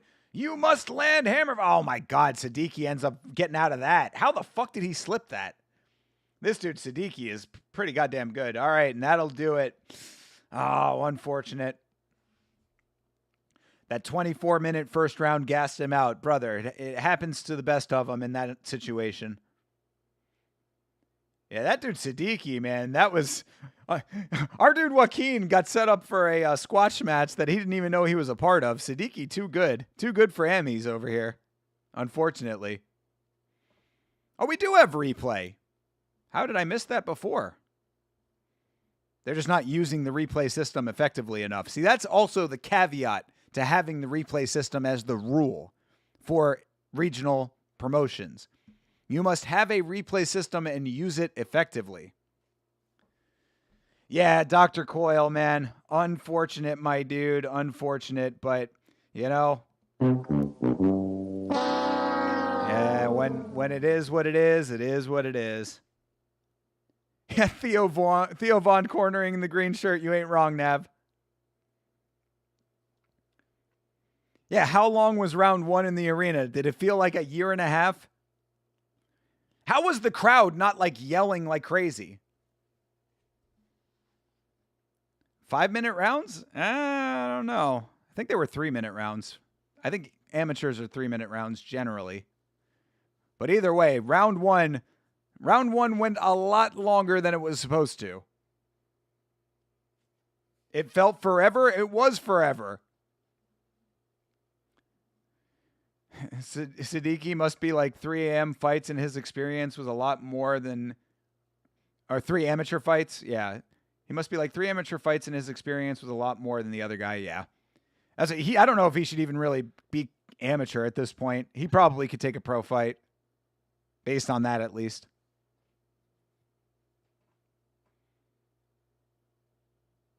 Ah, 30-27, but he did not get finished. He did not get finished. Our dude Joaquin can hang his head high knowing that he made it to the final horn.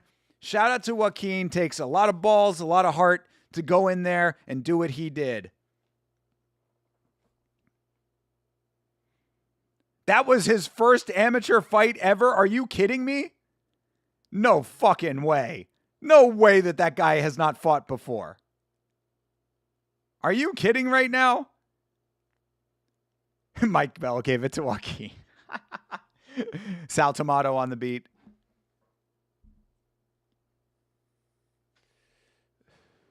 That is absolutely ridiculous. I refuse. I refuse to believe that this dude, Siddiqui, has never fought before. I disagree. Don't take a pro fight until you got 4 straight wins out of the last 8 amateurs. Well, I mean, he's got more amateurs to go considering that apparently was his first. That is, I guess I'm refusing to believe this. That dude fought way too well to have that as his first fight. That was a tremendous performance for his amateur debut. Looks like a farmer's tan. Maybe that's cow strength. Big facts, bro. Serious. I used to have a pretty good one myself back when I worked outside.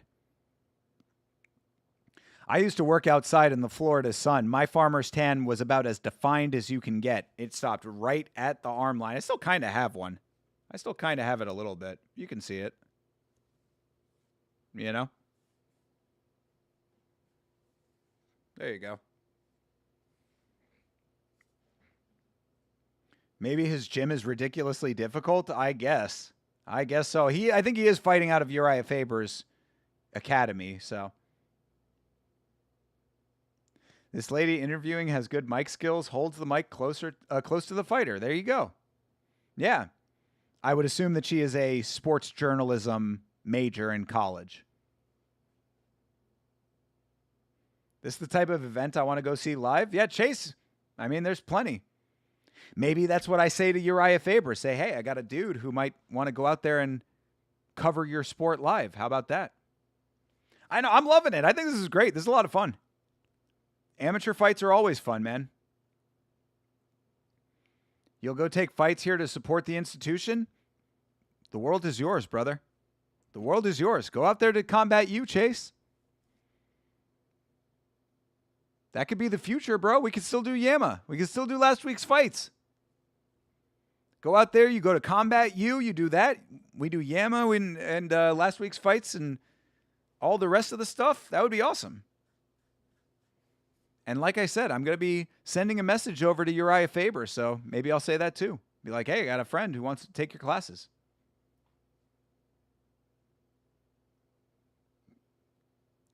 That semester 2, first you gotta pass the prereqs.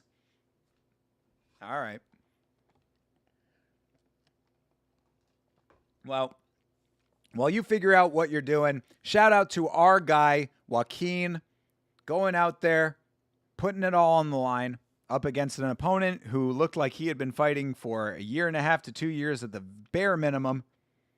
Very nice work by Siddiqui in that fight, but shout out to both of them. Good times. Good times at Combat U. I am quite enjoying this. I do not like these black screens, though. That's the only thing that I would say. They really should have something on screen right now. Yes, Joaquin, Holgan, what was it, Alguin? All right, battle at the Hive 4. They need to get me doing the voiceover for that. Battle of the Hive 4. Being up to Faber to block screens could be ads to our podcast. Yeah, exactly. True. That's a good point. Last week's fights.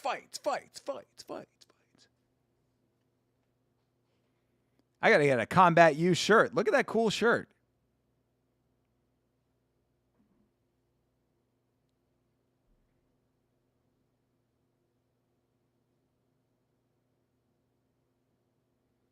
Yeah, see, look at this guy here talking right now, saying how excited he was about this program. This is what you want to see at a Combat U. People who are like interested in it, you know?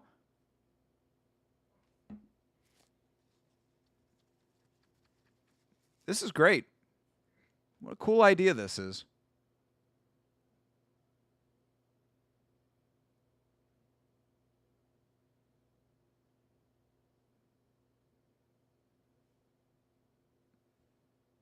He had a brother who was an MMA fighter. Very cool.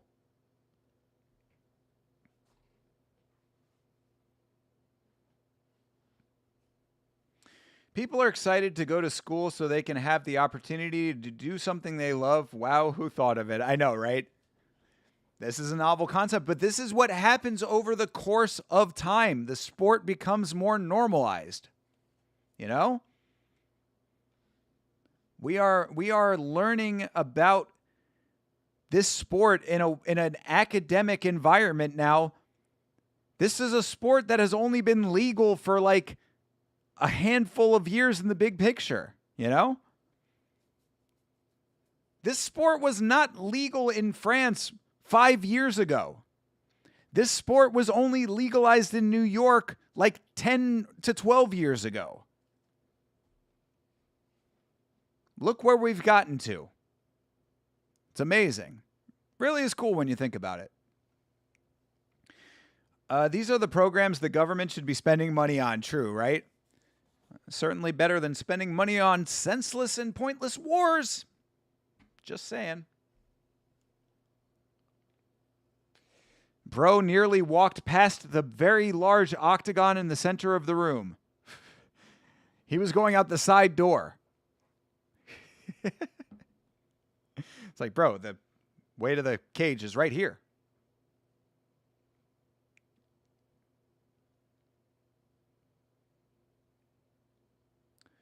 All right, Combat U continues on.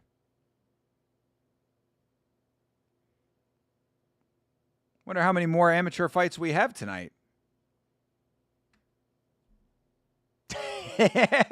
Commentator had a me moment there. He was like, I'm always interested. I know the feeling, brother. Getting a lot of troubled young kids into a professional sport with direction and career potential. I love it. Yes, the potential to earn 12 and 12.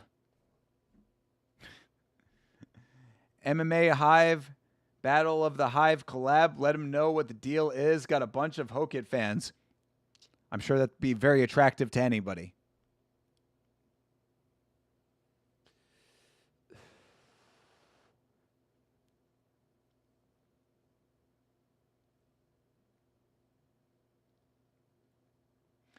Oh, all right. This guy has a karate background. They're saying we're going to be seeing some karate stance over here.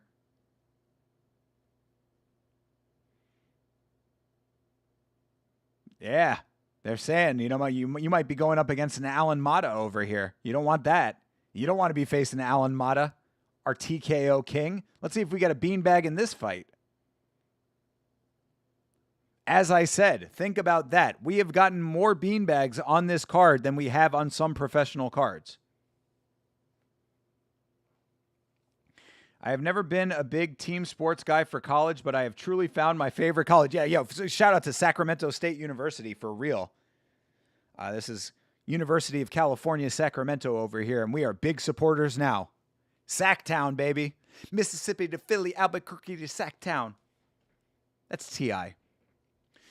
I also want a Combat U shirt. Yeah, same. We got to see if we can... Where's the merch store? See if we can find the merch.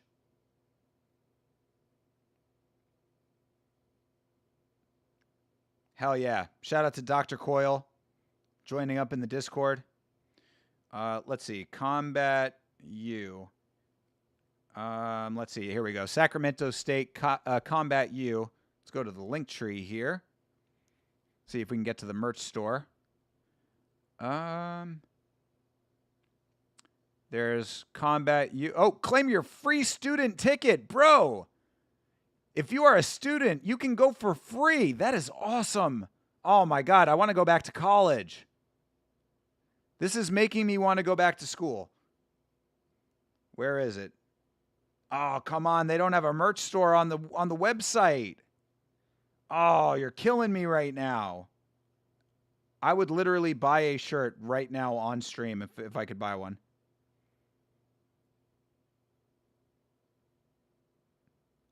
Yo.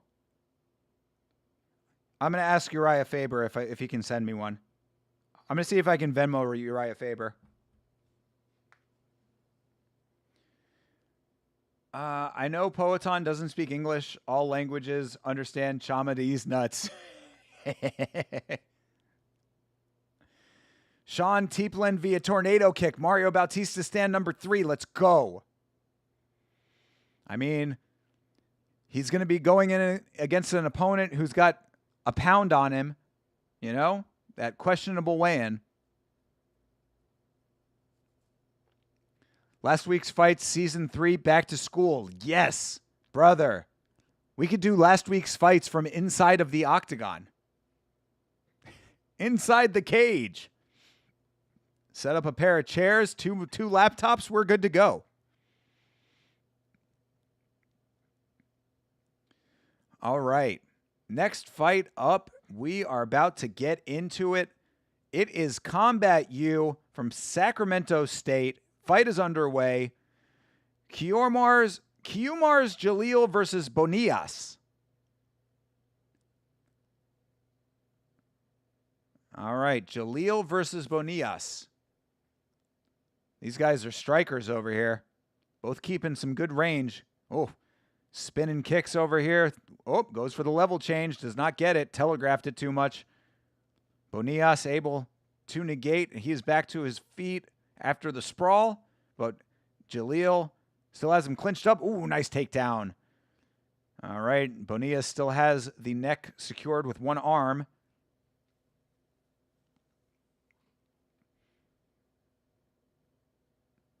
Did you see Bobby Green press? He got robbed of thousands of jewelry and really wants the bonus. No, I did not see that. Holy shit. When did he get robbed? Man, Bobby Green's still out here in the hood, bro. Walking around with his chains out, getting fucking ran for his jewels. They legitimately pulled the jack move on our guy, King Green. That is ridiculous to hear right now. You are a professional fighter, sir. Get the fuck out the hood. I mean, guillotine attempt here for Bonillas, but I don't think he's going to get this. Mostly don't watch and just listen to stream, but yeah, this is a great time for me to pick up. This is a great product. I love everyone here in the productions. Yeah, this is fun. I like it a lot, actually, you know? Again, it reminds me a lot of Real Cage Fighting, the one that I did the commentary for. It's a good time. He tells the story of he got it taken advantage of. Oh, okay. So it wasn't like he didn't just get his chain snatched. He got finessed. All right. That was a pretty even round, all things considered. I don't know how the judges are going to score that one. They're also involved and passionate. I love it. Cedricus is still in the hood in Pensacola. Yeah, a little bit closer to Central Florida than Pensacola, unfortunately. It is legitimately scary to know that there are times and instances where I could potentially run into Cedricus Dumas in public. Yeah, he got finessed. That sucks. All right. A little bit more acceptable then. But that does suck, though. How? I mean, I need the details of the story, I guess. I guess I'll have to find out. I'll have to listen to what you're talking about. Yeah, that's kind of crazy. You know what would be really funny is if we saw a big trash talker in Combat U. Like in the little interview segments, they come out and they're like, I am going to murder my opponent. I'm going to turn his brain into oatmeal. All right, round 2 is underway. Jaleel and Bonillas, round 2.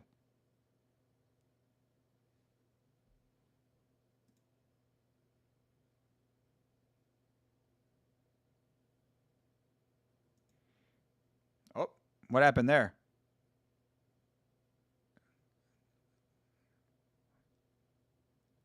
Oh, injury. Oh, let's get the replay here. What happened? Nothing happened. Oh, they called the fight. Unfortunate beanbag.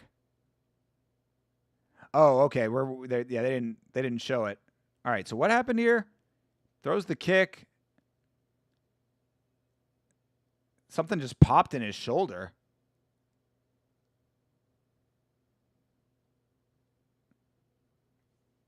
Yeah, it looks like his rotator cuff just kind of maybe dislocated or something. But yeah, you can see it. Something pops in his shoulder. Damn. Well, that's a TKO. Technically a beanbag, but I don't think we can hit the drop for that one. He was about to get cracked and he got scared. We can't put that on our guy, man. We can't put that on our guy Bonillas. Right? Isn't it Bonillas that happened to?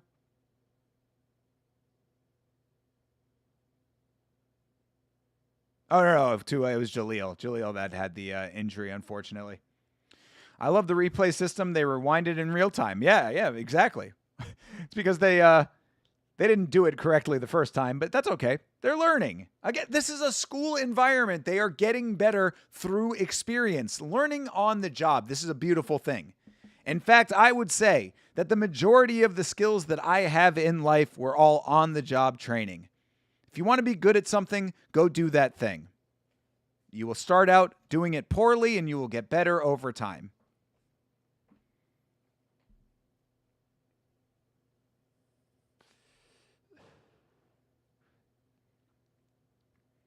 Jaleel with the injury, unfortunately. Yes, it's a TKO for Bonilla.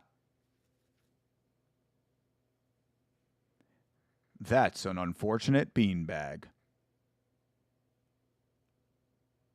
I need to get a drop for that. Damn, that's an unfortunate beanbag. That's a sadly unfortunate beanbag.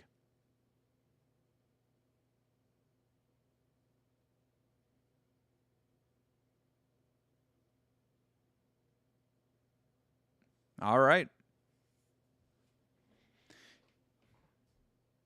Yeah, I like this little ring interview girl. She's getting her reps in there. Same thing, on the job training.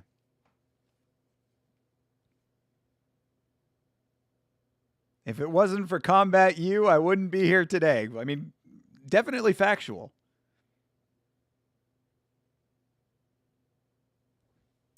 He wants to fight again tonight. Our dude Bonillas. Congratulations to him. We're going to pool some money for him to get a proper haircut.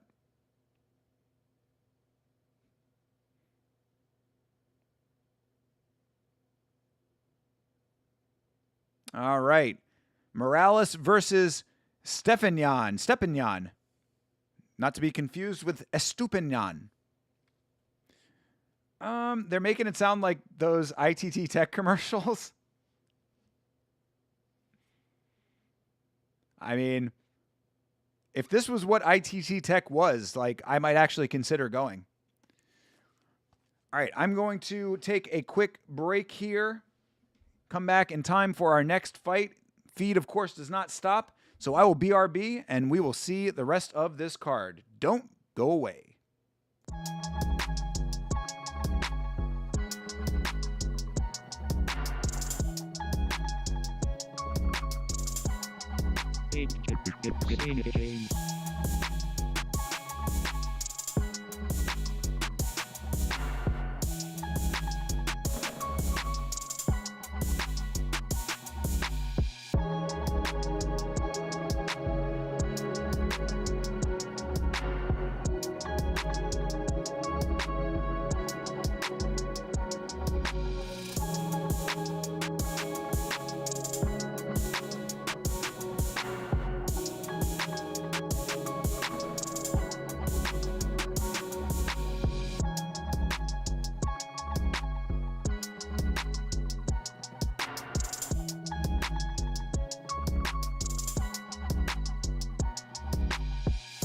right. And just like that, we are back.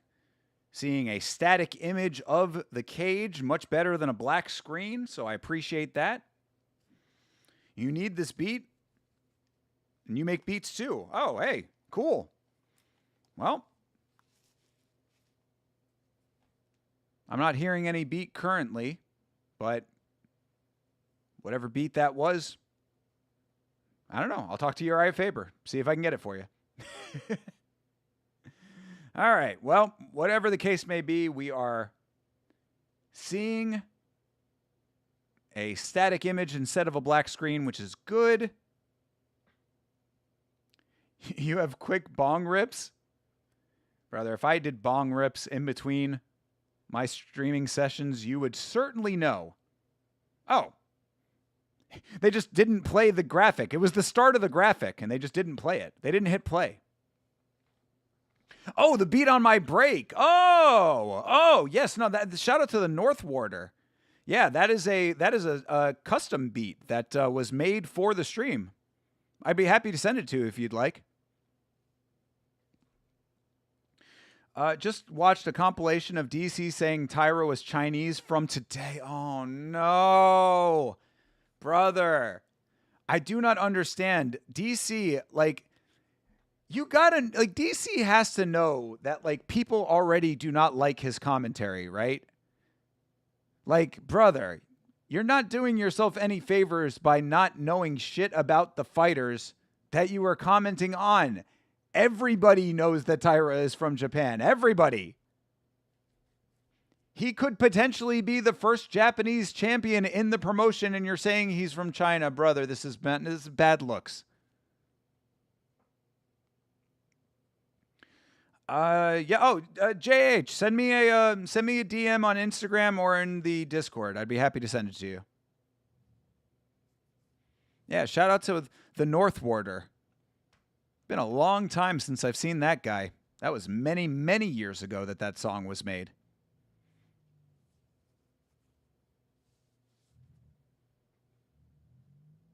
Ah, we've got an Armenian. He's an Armenian from a small village of 1,000 people.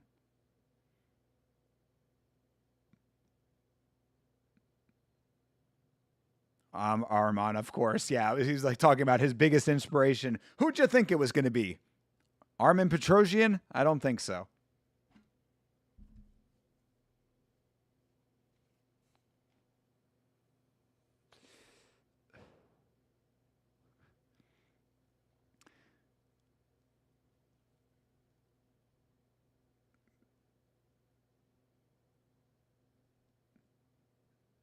All right.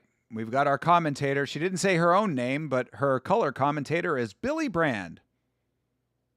Well, what's your name, sweetheart? You should probably announce yourself first.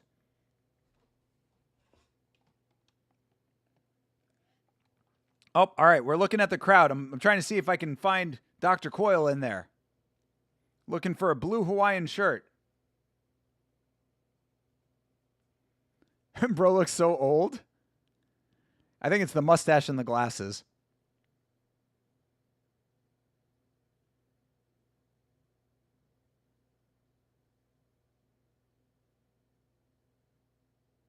Is this actually Corey McKenna?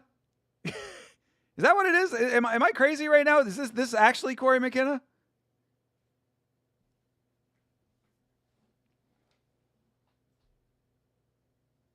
Because, yeah, she does have a little bit of an accent. I just noticed this. Has this been Corey McKenna the entire time? Am I crazy right now?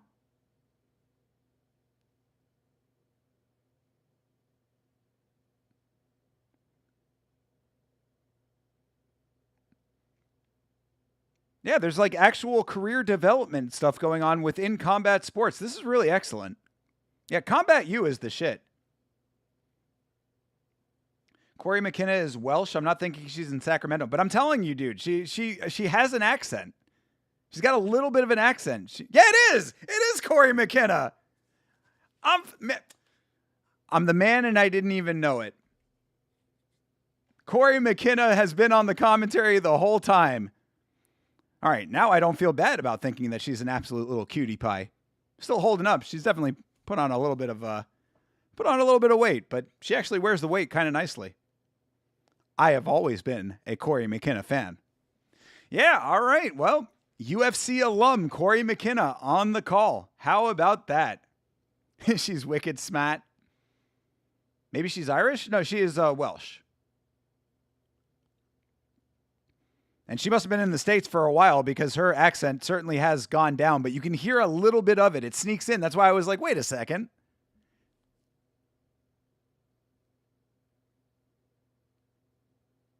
That's crazy. Wow. I knew it before I knew it. That's wild. Shout out to Corey McKenna. I always liked Corey McKenna. You know, I was sad when she got cut. We talked about her getting cut on last week's fights. That's how long we've been doing the show. Good to see her still doing stuff. Especially this. Like I said, this is really great. She was just talking about how there are like intern opportunities, internships, and career development stuff for these kids, and all kinds of great options with what they're doing with this program. This is a really excellent thing that they are doing with Combat U. I love this. I am a huge supporter of Combat U. Just stalked her Insta. She's in good shape. I think she is just bad angle. Yeah, I mean, she's also seated. So, I mean, you know, obviously the midsection is going to be accentuated whenever you're in a seated position. She's a cutie? Yeah. Yeah, she is. Yeah, she is. I always liked her. And now you know that the commentary is actually coming from an informed place. So shout out to her. It's a great thing that she's doing.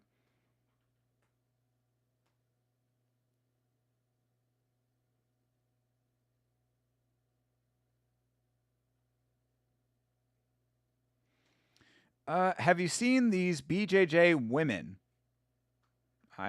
Which ones? I've seen plenty of them. See them every time that there's a women's fight in the UFC.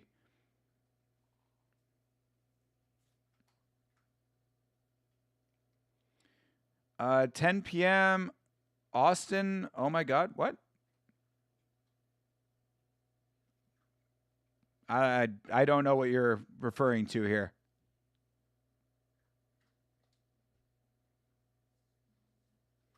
Bro had 9 fights in the amateurs. Damn. All right. Hakab Steponyan.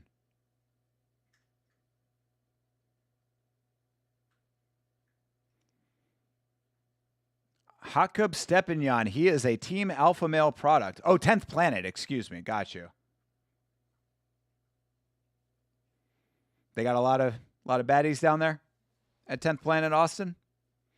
I mean, I've been hearing a lot of rumblings about things at 10th Planet in general, though, when it comes to women. So I don't know if all of those women are very happy about how things are going in the BJJ world right now. I don't know if that's what you're referring to, but yeah. There's been some rumblings in the BJJ world about things that are going on behind the scenes. They have some really good-looking women at that gym, but I meant the BJJ women that only train BJJ. Yeah, I mean, I'm aware of some of them. I see them in certain competitions and whatnot. But I don't follow BJJ that closely. What do I mean? I mean, there have been some pretty nasty allegations about sexual harassment and things like that. At least this dude knows the truth of chemtrails and flat earth, considering Johnny Bravo's the head coach. Johnny Bravo. Do the monkey with me. What you doing if Jeremy Stevens pulls it off? Being happy that I predicted that he would win that fight.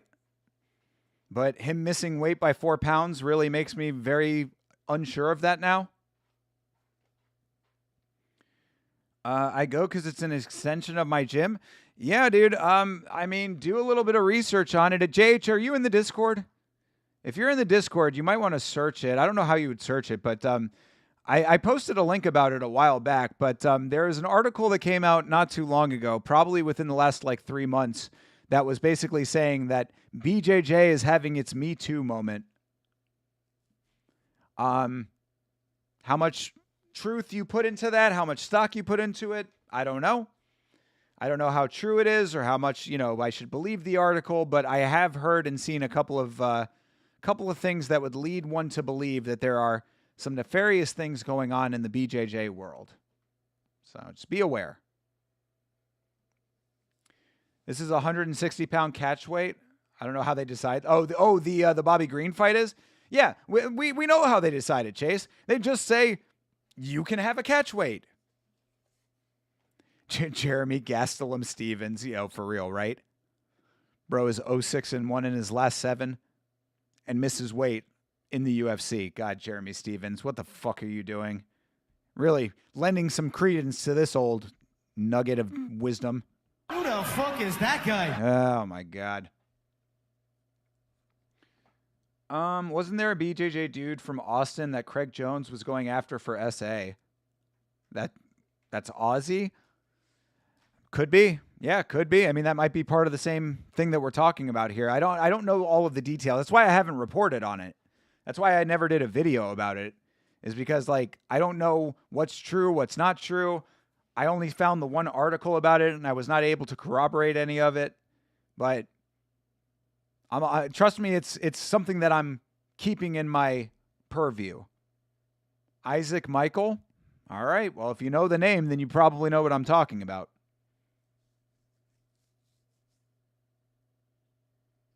Team Alpha Male Armenian. That is true. Yes. And he's talking a big game. Oh, running right in. All right. Morales versus Stepanian. Stepanian. Pick your heels up, Stepanian. All right. Nice kick for Stepanian. Ooh, nice connection. Shin to forehead. Oh, whoa. Big takedown for Morales. Jeez, pick up and slam. Slam, da-da-da, da-da-da. Let the boys be boys. Yeah, WWE for real. That was beautiful.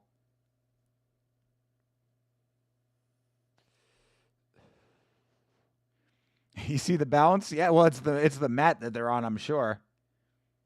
A little bit of padding on that mat. More bounce to the ounce. All right, Stepanian has a very basic triangle in here.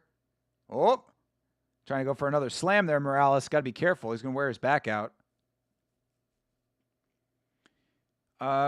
His wanted poster says, keep your distance. Isaac knows martial arts. Huh. Okay.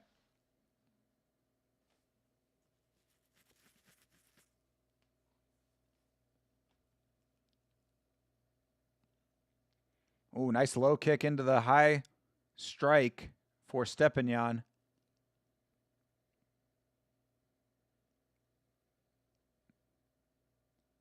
Oh, another nice level change for Stepanian. He goes for the slam, and he gets it. All right. Slam for slam they have gone in round 1.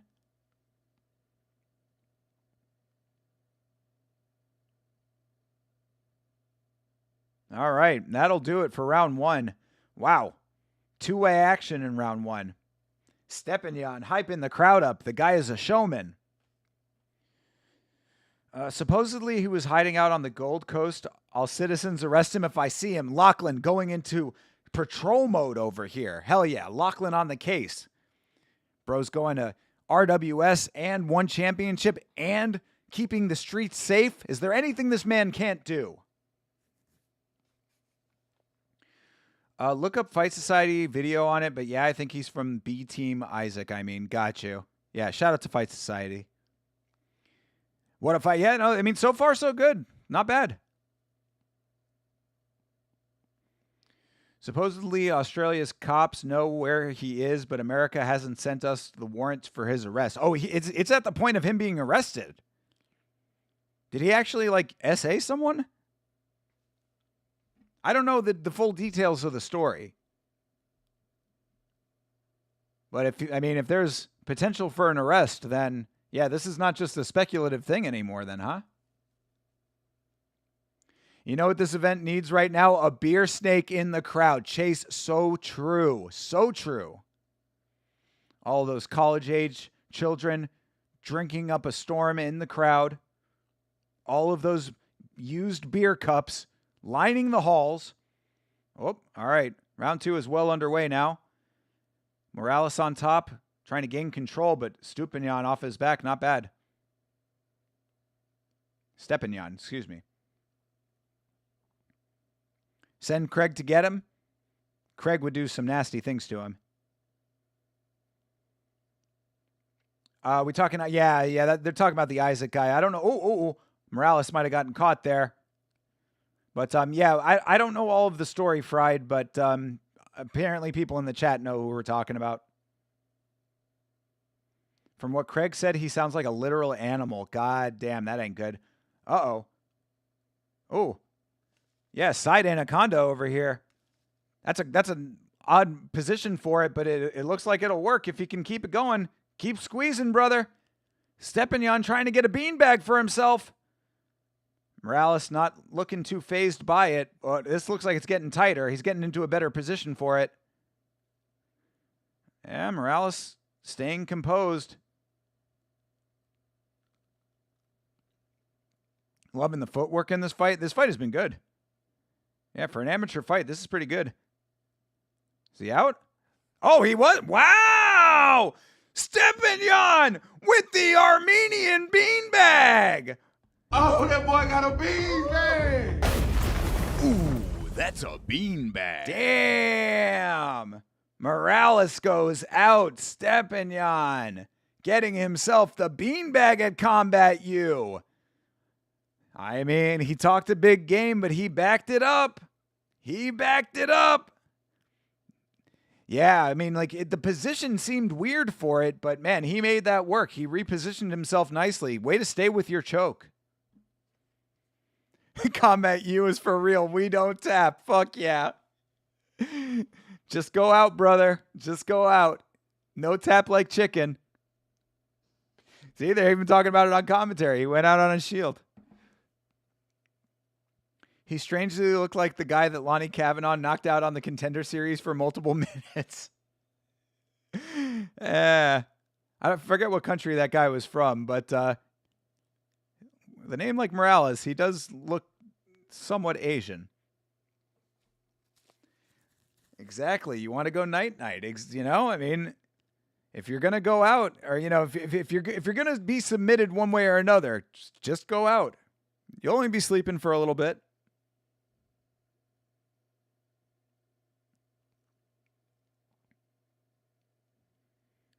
How did they get CBS? I wish one of the Clippers was watching this. Could be you, Fried.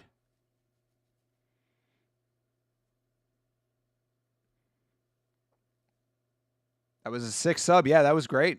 Really nice. Very nice work for Stepinian.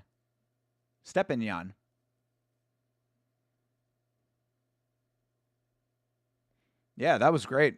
Good deal. Another beanbag. We have 3 beanbags on this card right now. This is amazing.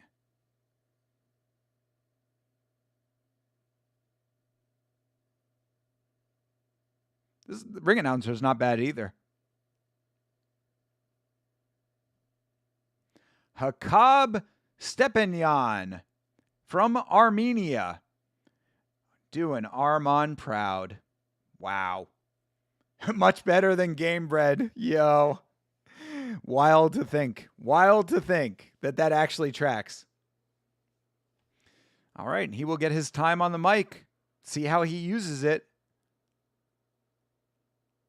Hey, Cub. When I saw Team Alpha Male, my ears perked because, why the fuck he over here? Seems like a plant. I mean, he's just a guy of the right age range to be fighting at Combat U, brother. Starting off early.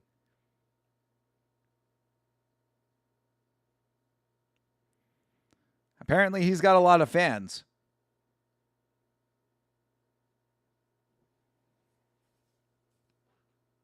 Put your opponent to sleep. There you go.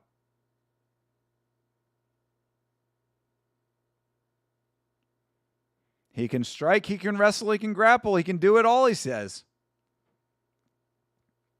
Combat U is alpha male, basically. I mean, yeah, you know, it's certainly going to be a lot of alpha male products, I would think. It's A1 combat, therefore it's Urijah, therefore it's alpha male. Yep. You got it. In conjunction with Sacramento State, which is a fantastic thing.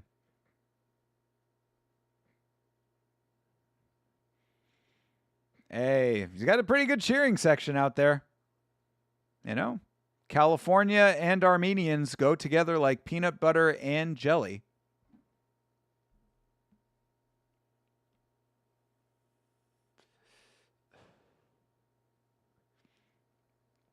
It's crazy because A1 also has an amateur series. They are doing a lot of work out there, man.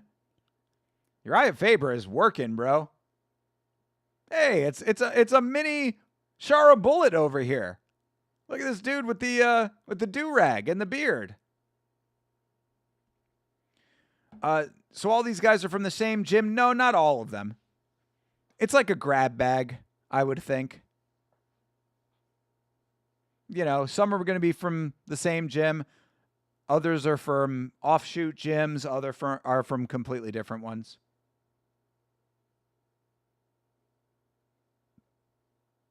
All right, no black screen currently. Just kind of hanging out in the cage. They really should be playing like some type of audio of some sort. You should have some like interstitial music. We're getting to see. There you go. Okay, we get the graphic. The graphic has frozen.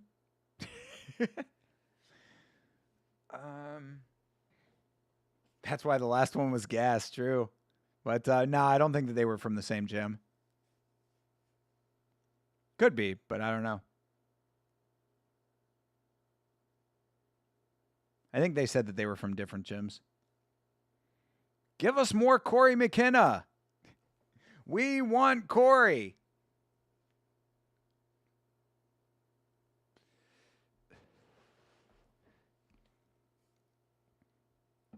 It's not frozen. They started it and clicked pause. They double-clicked the mouse. It's not going. Why is it not going? Oh, you got to click it again. It happens. It happens, you know. Certainly not something that I would get on their case for. Thank you guys for hanging out with me for this. Appreciate it. Of course, if you are lurking, if you're new, make sure that you are subscribed. Make sure you're in the Discord. Exclamation point Discord will get you in the Discord. Hang out with all of the homies in the Discord. Yamashow.com for all of your merchandise needs. Get yourself a beautiful, well-embroidered Yama beanie. Get yourself a shirt. Get yourself a sticker. Bunch of stickers. Oh, they clicked it again. Thank you, Chase. Yes, there's the Discord link. In regional AMI scene, you're not going to see guys fight each other from the same gym, but you'll see cards like this packed with a lot of fighters from one gym. Yeah, exactly. And generally, they're not going to want guys fighting from the same gym against each other. All right, our imitation Shara Bullet over here. The White Bullet. That should be his nickname.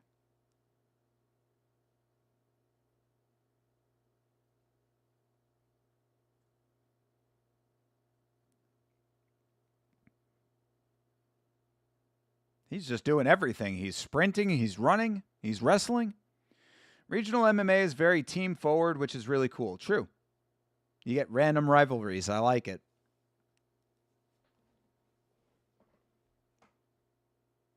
Oh, he's a skateboarder too, Chase. Chase, you should see if you can add this guy on Skate. Just join the Discord? That's what's up, JH. Welcome. Yeah. The Discord is filled with very cool people, and now you are among them. Welcome to the Blood Palm Official. I mean, you're a member of the Blood Palm if you are subscribed. But if you join the Discord, that's like the inner circle of the Blood Palm. Oh, look at this guy. Big Josh Hokett glasses and a cowboy hat and a cheetah print shirt. This guy is all in. He's going to learn soon that he should have started with walking and jogging. He runs, but can he crawl is the question. He runs, but can he crawl? True.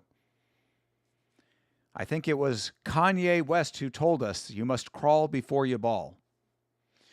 I'm not friends with my classmates much. All right, well, hey, brother, you are in good company with the Blood Palm. We talk MMA all hours of the day and night in there. We talk movies. We talk music. All kinds of stuff. You can post pictures of your food creations in the Discord.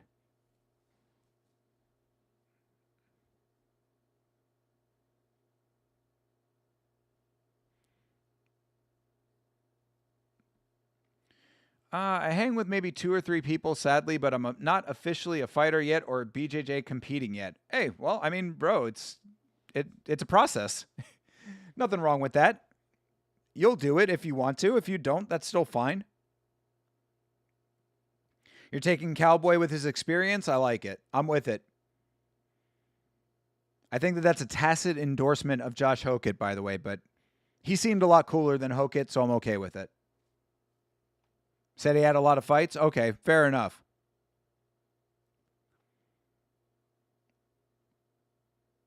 All right. Was it CJ Krieger? Ethan Krieger, excuse me. Ethan Krieger. Cowboy hat. So many people in cowboy hats. How many cowboy hats do they have in the back for these guys? Do they all get their own? I hope so. It would be very sad if they were all sharing a cowboy hat. Oh, and he's graduated already. So he graduated from school, but he is still in Combat U. Extra credit. Just an old guy who does it for exercise, but I will fight at some point. Hey, brother, again, it is up to you. Everybody's combat sports journey is different. They are all valid. Look at Corey McKenna. She fought in the UFC, and now she's broadcasting on Combat U.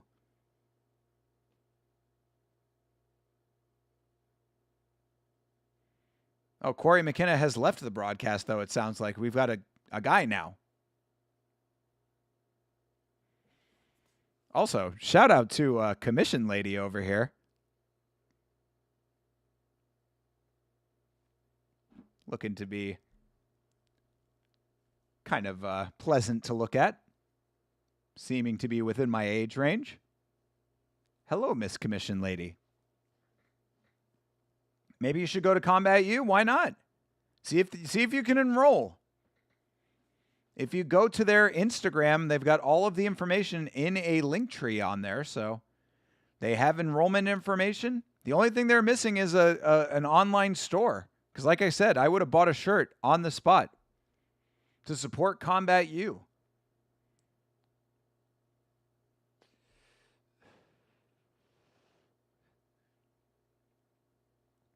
Just be a janitor? I mean, that you know, you need all kinds of things. Oh, Corey McKinnon. The reason she left the broadcast is because she's teammates with this guy.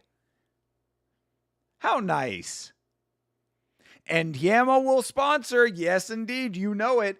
I cannot wait until Yama sponsorships are a more real thing. You'll be a janitor and then you'll train and fill in as a ringer? I mean, you hope you can be a ringer.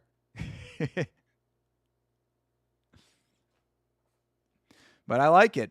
Yeah, give it a shot, man. Why not? You're right, though. Exactly. Lachlan spitting the big facts. Lachlan, are you bringing any Yama stuff out to RWS? That's the question. That's what I really want to see. If we get a Yama shirt sighting on RWS, that would really be amazing. Yama beanie. Wild to think about. All right, Ethan Krieger. He is an independent fighter. He reps no gym. He trains himself. Ever seen White Men Can't Jump? I mean, years and years and years ago. All right, Ethan Krieger is fighting Kyron Kempner. Kieran Kempner. Kieran Kempner. Ethan Krieger. Krieger versus Kempner. You believe in Ethan? He's Robert Valentine-esque. True, dude. A man with no team. Training himself out there in the forests of Switzerland. All right. Kempner versus Krieger is underway. He's independent like that guy from Arkansas from the IFC or from the UFC. Oh, the fucking what's his name? Cunningham? The guy who just got fucking retired or retired himself? I thought he was Bryce's boy. Then he went over to dirty boxing and lost there too. You know, Nazism doesn't pay. All right. They tie up. They clinch. Krieger putting the pressure on. Kempner trying to get off the cage. He reverses the clinch nicely. Let's see if the power of the Corey McKenna cornering can help out our dude Kempner. Oh, Bryce? I mean, Bryce has a gym, but independent in other ways, perhaps. Certainly an independent thinker.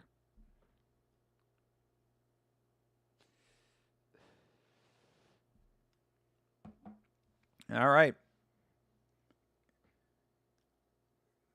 Krieger is pushing Kempner all around. Trying to use that whizzer. Doesn't get it. Nice knee. Krieger is taking the round from control right now. Kempner needs to get some distance here. There you go. All right, strike, brother. You got to strike now. Is Bryce a guy you want to go fishing with? Yes, absolutely. I will go fishing with Bryce and any other guests that he would like to have on that boat. Sure, it would be a very spirited conversation. Oh, nice. Pick up and slam for Krieger. Putting a stamp on that round. All right. Kempner is down 1 round. Krieger takes round 1.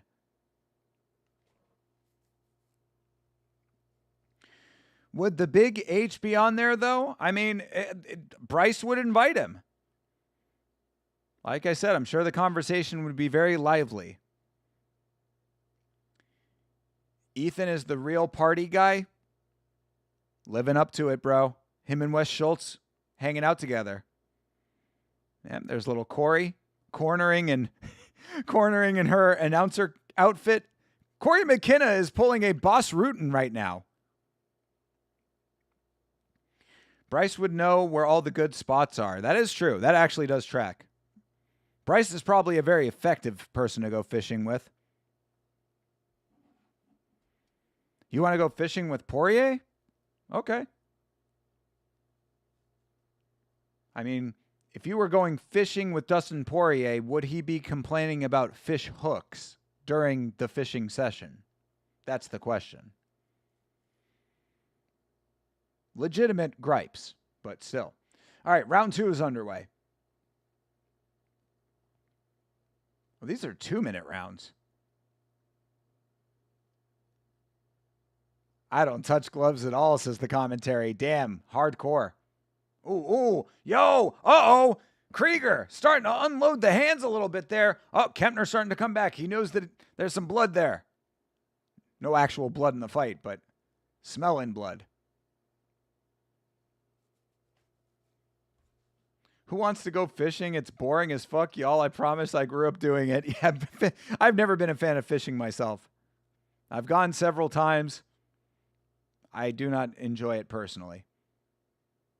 And I've been out on... Oh, yo! Krieger! Krieger with the illegal kick to the downed opponent. Even in combat, you! Brother was not listening in class.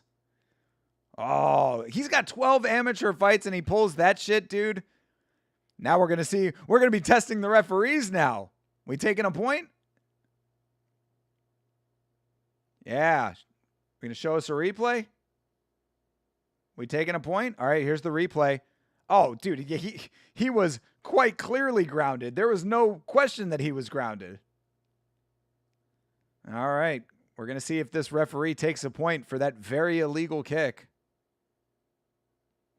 Kempner looks Amish. Like I said, he's the white Shara Bullet.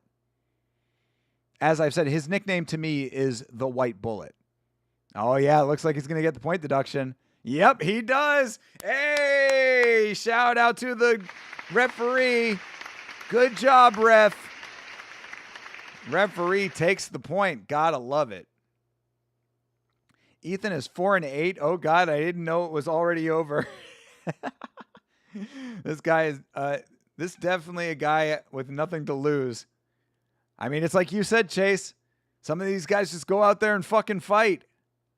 But, Krieger comes right back into action, though. Point deduction don't matter if you knock him out. Ooh. Kempner coming back now.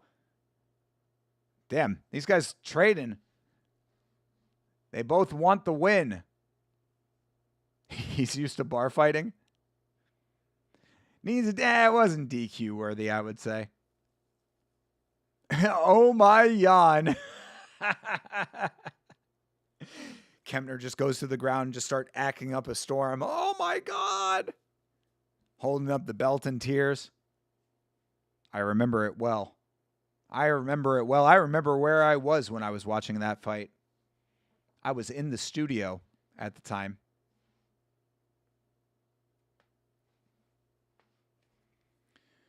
For his experience, it's justified?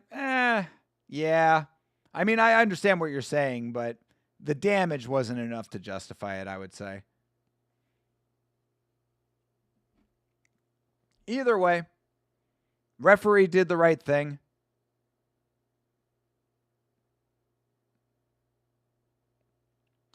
To be fair, that was a pretty crazy kick. I wouldn't be mad if it was a DQ'd, but just bleed, guys. Yeah. I think because he didn't kick him in the head. Did he kick him in the head? I think he kicked him on the chest. Did he not? But nah, either way, maybe it was a head kick. Either way, you're right. Perhaps. I mean, if he had DQ'd it, okay, I guess. But I'm all right with how it played out. He took the point. Fight on. Nice shot of the back of Corey McKenna.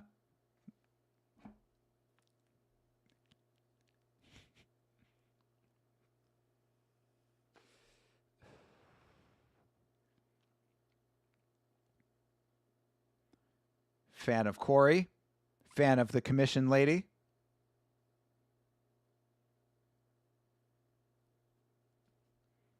Yep. Commentary getting on his case. Not much back there? Yeah, I mean, wouldn't say that we've got a crazy backyard, but I'm still a fan. All right, round 3. Let's see who can take this. Let's see if someone can finish this fight. Do we get another beanbag?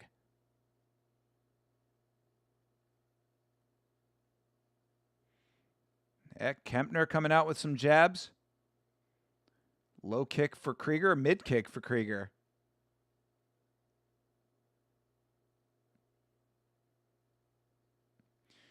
Laggy UFC 5 is the worst.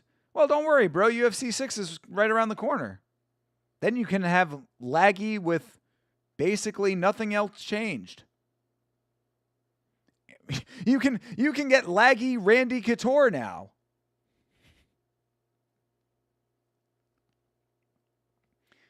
All right, they're right in front of each other. That was a good connection for Kempner.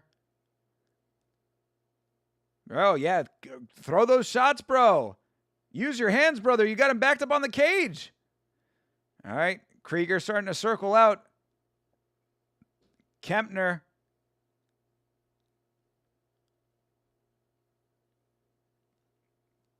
Oh. They're just pawing shots at each other. If one of these guys can really land some power, they could probably finish this fight. You want to see a knee? I'd be all right with that. You'll have laggy flow state. Yo, for real, right? Chase really depressed me with his description of the flow state mechanic.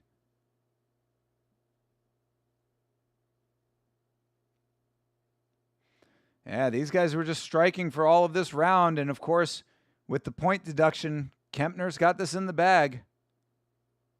And that is it. Yeah, I think Kempner would have won the fight either way, but the point deduction definitely seals the deal. No beanbag, unfortunately.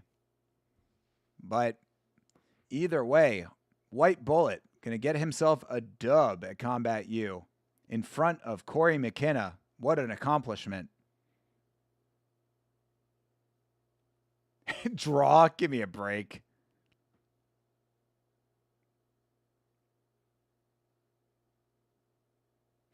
Actually, though, you might be right. You might be right. I don't know. Because he took round 3. You think, yeah, round 2 was he might have taken that round even with the point deduction, though. I don't know. You could be right.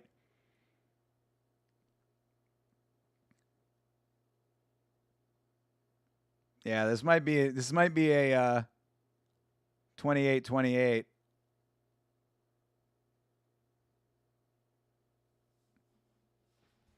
I better see Quillen in UFC 6. Oh, yeah. Quillen will definitely be in UFC 6. Yeah, if he's not already on the video game roster, I guarantee that you will see Tom Selleck's mustache in there very, very soon.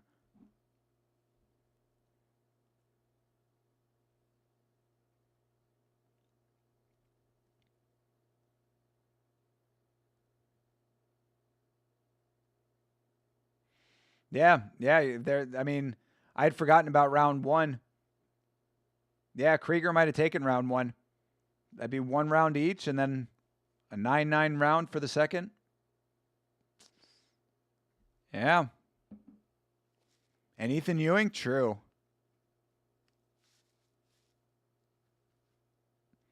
I still believe in Ethan. Once he's pro, he'll be 0-0 again. There you go.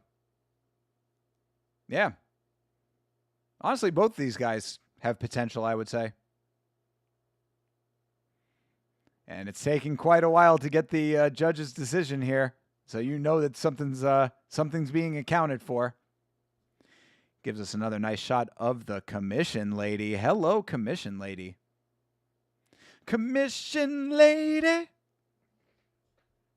I would love to know your name and talk to you sometime.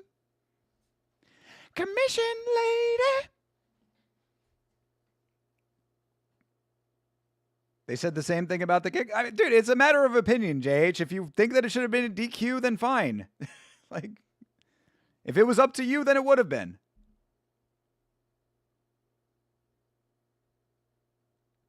Who else do you want to see in UFC 6? Ateba Gautier? Yaroslav Amosov? Oh, wow. Okay, hey. Krieger does get the nod, even with the point deduction. Damn. Oh, McKenna not happy about that. Corey McKenna goes directly over to the commission. Wow. Controversy at Combat U. Why not cheat? There you go. See, this is them teaching them the real ways of the sport, Chase. You're all about safety, and I don't like dirty fighting. Yeah, I mean, again, it's the fact of the matter is that it was acknowledged. That's what I care about. That it was acknowledged and it was handled. So I mean, how severe you want that to be handled is at the discretion of the referee. And he made the call that he made. If you want to make a difference that way, then go be a referee too. That's certainly. I mean, you're obviously close enough to it. Why don't you take some referee classes? McKenna about to whip some ass. She was not happy. She went over with the finger up. She was like, what? 1 round? I could see Dana White trying to push Power Slap to UFC 6. True, Johnny. Shout out to Johnny the God coming in. Appreciate you, bro. He said it wasn't intentional and you believe him. Damn, he certainly made a fan out of you for some reason.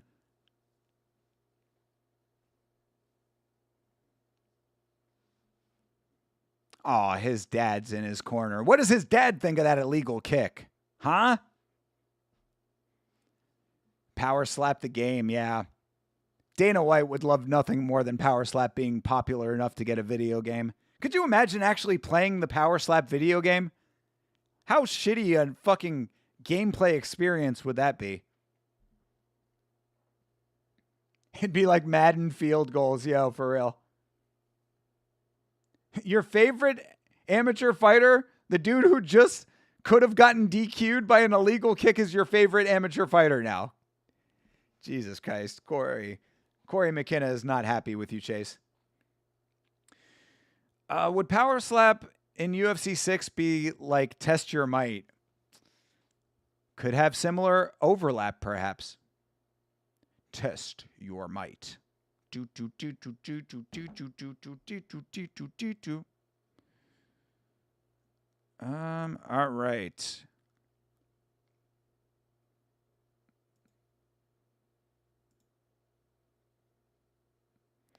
All right, John Pereira versus Bakhtiar Ahmadzai. Bakhtiar. Sorry to inform you, but Power Slap is a video game already. Oh, you know, that is funny that you say that now, Bleeding Edge, because it's a mobile game, right? There is a mobile Power Slap game. My mistake. Now that you said that out loud, I was like, or in chat, I was like, wait a second, you are right.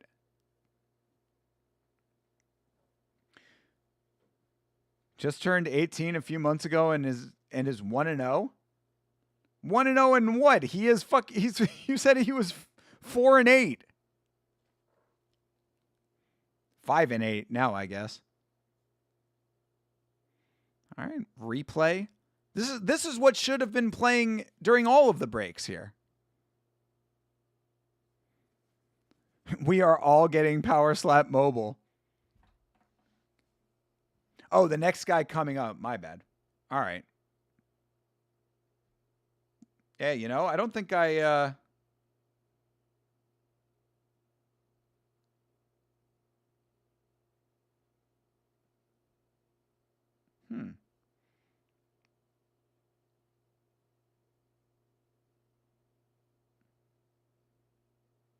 Sorry, Rawand was texting me. He was having some problems. Let me get back to Rawand real quick. We can play against each other. That's literally why I picked up my phone, was to see if I can download the Power Slap game.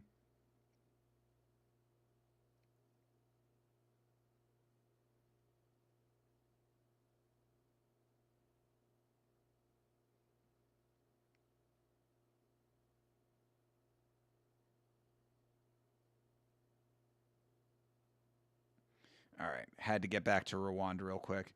Okay, let me see. Let me see if I can, while we are on break here, let me see if I can find the Power Slap mobile game. Let's take a look here. Power Slap.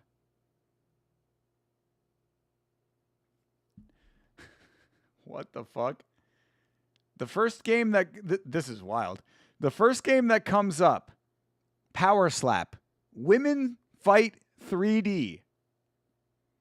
There is a game called Super Slap, Slap King, Slap Champions, and Slap Them Away. But I am not seeing an official Power Slap video game anywhere on the Google Play Store. So I ask Bleeding Edge, where is my Power Slap video game? Huh? Oh, wait, what?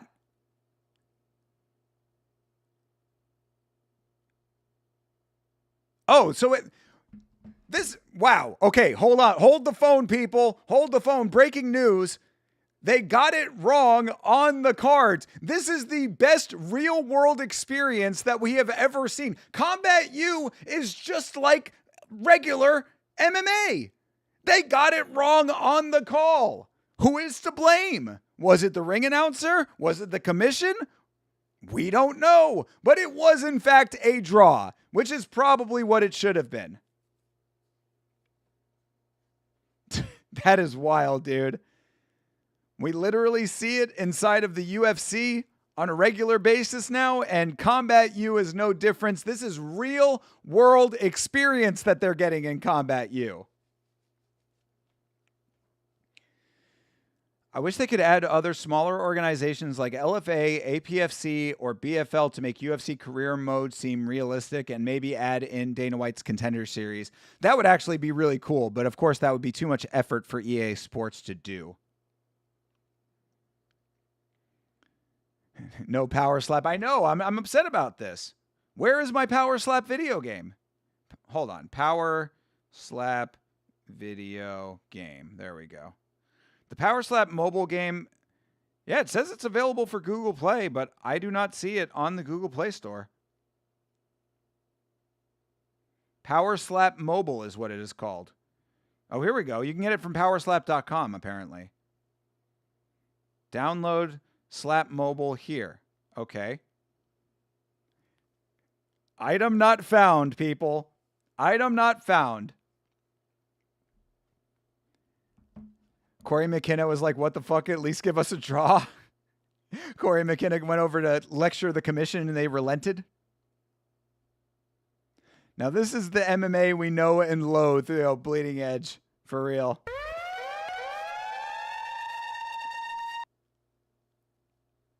It went full Karen. That was why the finger was up in the air. What? What are you talking about? We need a draw right now. I may be Welsh, but we can go Karen and Welsh too. This shit happened to Chris Padilla and I was pissed. Oh, you want to see a crash out? Go watch the fucking VOD of that stream. That and the Jamie Lynn Horth robbery were two of my more major crash outs on stream.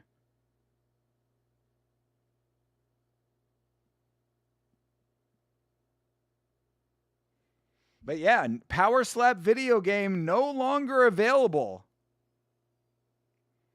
But I can play Hot Air Balloon while I wait. Yeah, Power Slap Mobile is no longer available for download, people.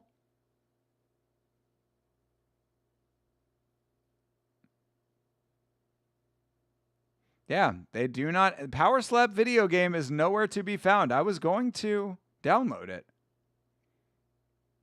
Power Slap on Steam. Slap Fighting Champion. What is this? Oh, this is just a forum post. Yeah. Well, I guess if you had the opportunity to download the Power Slap video game, consider yourself lucky, because it is nowhere to be found now. All right, Corey McKenna is back on broadcast. You can tell that she's a little bit heated still.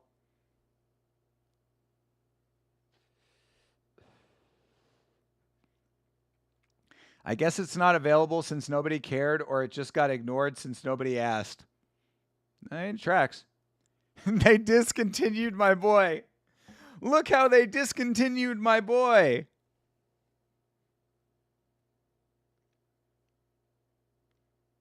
Yeah, Corey McKenna, you can tell she's still heated from that last fight. She was not happy about that shit. Downloading the Power Slap game and then set your phone down and Power Slap yourself. Oh my.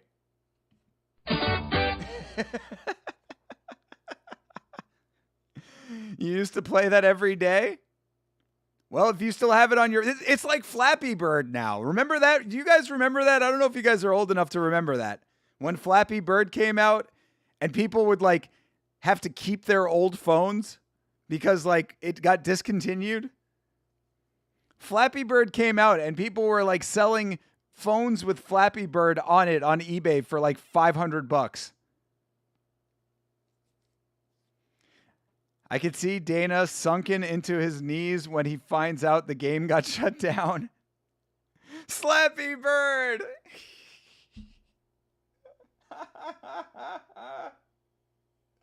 Slappy Bird. That's fucking great, dude. Very nice. Very nice. I like it.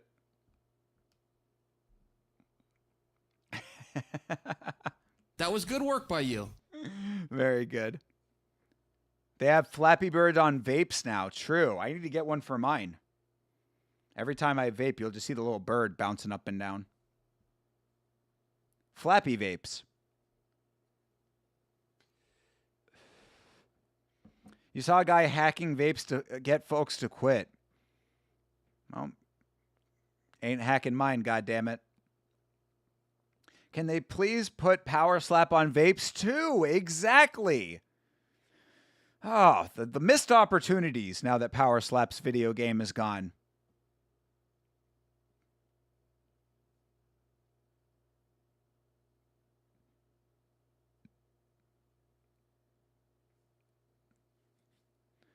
This is our featured bout of the night here, folks. It is Amadzai versus Pereira. And Pereira gets an early knockdown. Oh, and wow! Early and quick beanbag. Holy guacamole. Oh, that boy got a beanbag. Ooh, that's a beanbag. That is a beanbag for Amadzai with 2 strikes. He is a 2-shot Dillinger over here. Bean bag. Holy smokes, says Corey McKenna, and she is not wrong. Wow. Bang, bang. 2 shots puts him down. Amadzai earned that scholarship. No shit. Ilya has crazy good accuracy of throwing that bottle towards Hokit's face was wild. Yeah, that reminds me of... during what's his name? Manel Kopp during that press conference when he threw the bottle at somebody in the crowd. Kai Kara France. With surprisingly good accuracy as well. Oh yeah. Real-time replays. Oh, okay, no more replay. Please go back to the replay. Oh my God, give me the replay again. Where's Patty? Ha. Bottle throwing sausage. Damn, all right, Amadzai. Legitimate beanbag on the broadcast, people. People forget, man, UFC bottle throwing championship. True. Nate Diaz would be in there as well. 8 seconds. 2 strikes. 8 seconds. Early stoppage, but come on. It's the amateurs. Oh, wait a second. It was Pereira who got the knockout. What? They had the colors wrong. Oh, good Lord. All right, well, there you go. Pereira gets the knockout. Fitting. John Pereira. Or Sean. John, whatever. Anyway, Pereira gets the knockout. Oh, yes, Mother's Day is coming up this Sunday, people. Make sure you're doing something nice for your mothers. Bro, I saw a kid get teeped into the cage to jab. Sat that boy down. Nice. And Lewis kind of lost aura by putting Pulp Fiction through his phone speakers, which it rarely has audio. Yeah, no, that was actually a very, very cringe moment of that press conference with Derek Lewis. I agree.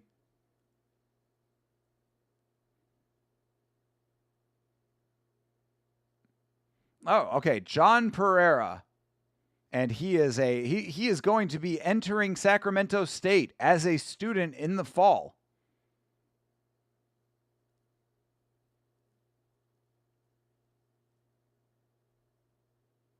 You were expecting feedback from the phone or a porno. Porno probably would have been kind of funny, but either way, playing something off of your phone is a cringe move. He's getting styled on by Josh Hokit, which is already a bad look to begin with. And then instead of having like a funny comeback, he plays some shit off of his phone, which you could barely hear. It was very, very poorly thought out.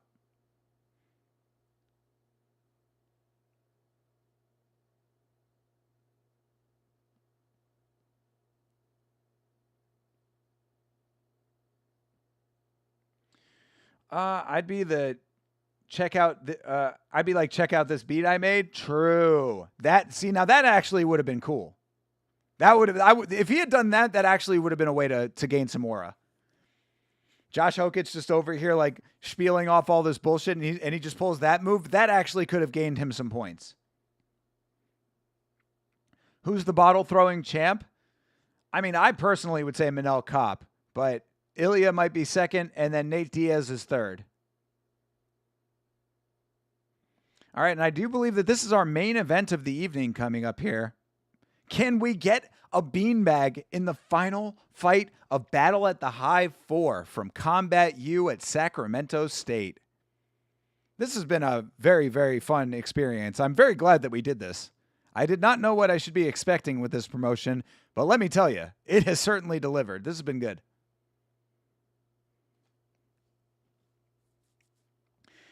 I'd be so bored at the press, I'd have my iPad sculpting and shit. Only if you were Sean O'Malley. There you go. It's so funny that Sean, the superstar O'Malley, got 0 questions, which kind of lost aura as well since nobody cared. Brother, Sean O'Malley has not been living up to what he was trying to create for himself. What is happening to Sean O'Malley, and what I will say about this going forward, is that you are seeing what happens when you do not back up charisma vacuum, which is what Sean O'Malley is. Sean O'Malley does not have aura off of his speaking skills. He has aura off of his funny colored hair and his tattoos and his I smoke weed. That is what gives Sean O'Malley aura to people. If you do not back up that with quality fights that actually make people want to watch you fight, that is why people do not care. Listen to Sean O'Malley talk. He's not a good talker. He is not good on the microphone. Be like, yeah, that's nice, Josh. Let me know when you're ready to fight. True. And then just play a fire-ass beat. That actually also could have been the way to go, is you play a beat and then you start rapping better than him. Hokit with his dumbass rhymes that are terrible and cringe as fuck to listen to. You just come out busting out with bars. Be like, yo, that actually is pretty baller.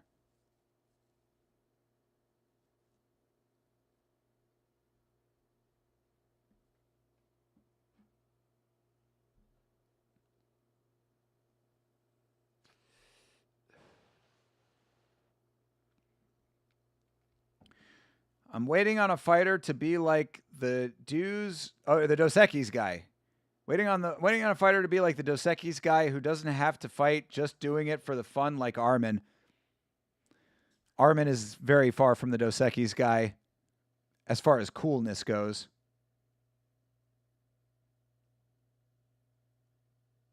Joshua is wearing his work uniform right now in his promo video. He is a Urijah Faber student here. Oh, Ryan Loader mentioned Chase. Is Chase Parton still in the chat? Ryan Loader getting mentioned. We are on Ryan Loader alert at all times, our dyslexic king. Ryan Loader getting a shout out. He said, hey, come wrestle.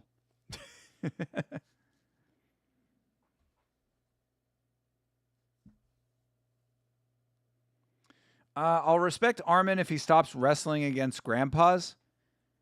That wouldn't be enough for me. Arman Sarukian is a fucking asshole. He is a spoiled brat in every way. I do not know how Arman Sarukian has tricked so many people into thinking that he's cool. I don't get it, but I see Arman Sarukian for what he is. A spoiled rich kid who has had everything handed to him and acts exactly like that. He acts like the world revolves around him, and I do not appreciate it. I do not like it. No, I don't.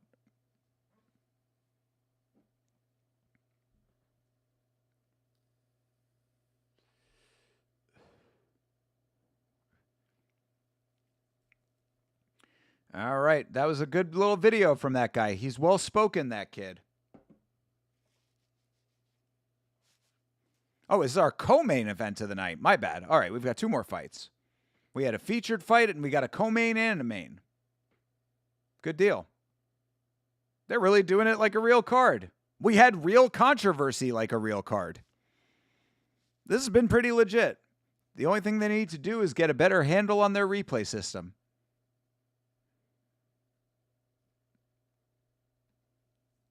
We've got a karate brown belt coming in.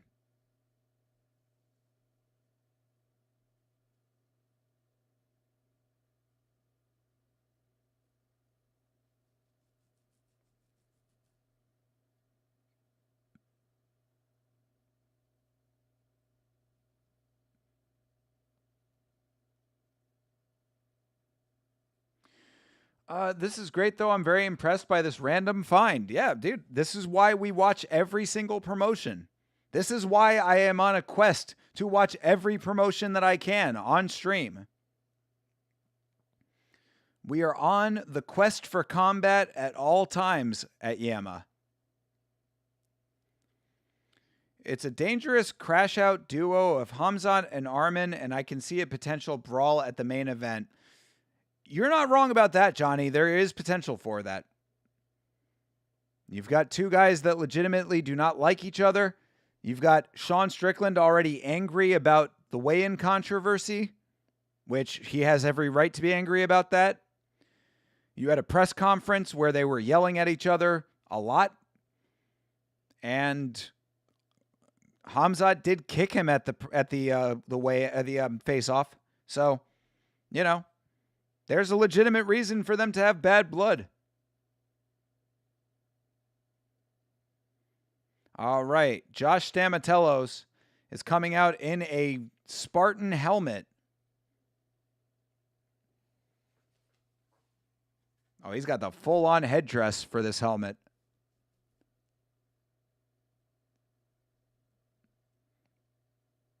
Hamzat did talk about his dad. Yeah. I mean, easy low-hanging fruit when it comes to trash talking for sure. The funny thing to me, and I will say this on Saturday, tomorrow as well, Hamzat was memeing on Sean for crying when we have video of Hamzat crying.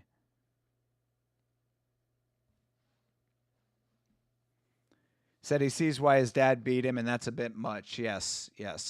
That is certainly a low blow, which I do not appreciate.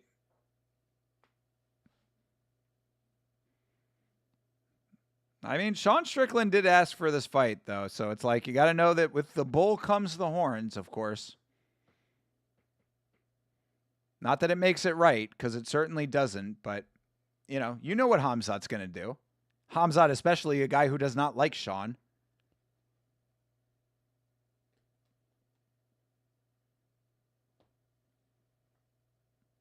Uh-oh.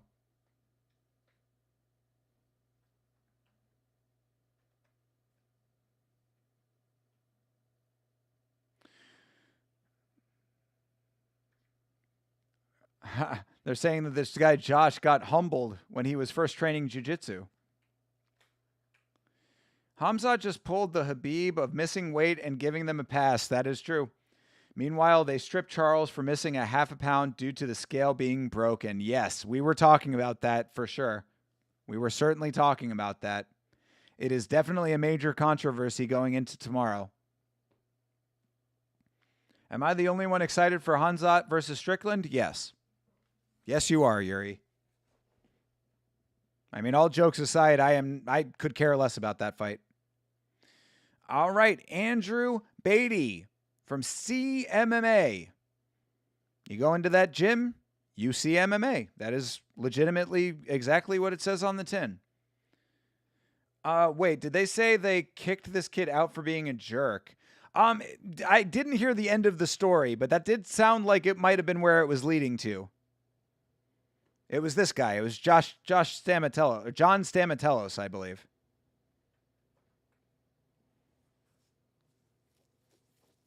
He is a team alpha male now.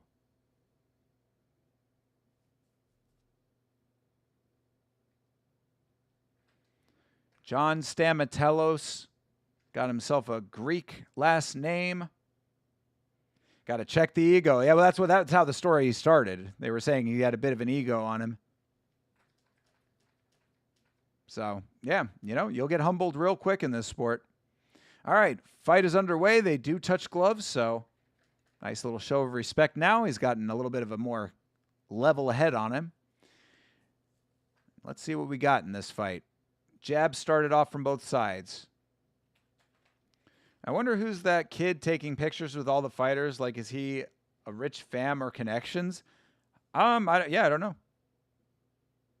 I think it sounded like he was a Make-A-Wish kind of situation. I know that I saw what you were talking about. Oh, yeah, first fight of the night without shin guards also. I wonder why that is. Oh, once they reach a certain experience level, they have to take the shin guards off. That's interesting. I wonder what that level is. All right. Stamatelos gets a takedown. Surprised they didn't beat his ass before they kicked him out for acting like a poop head. Poop head. That's funny. I mean, they probably, submitted him. Probably made him tap. Ooh, uh-oh. Beatty gets a nice strike that lands, but Stamatelos clinching again.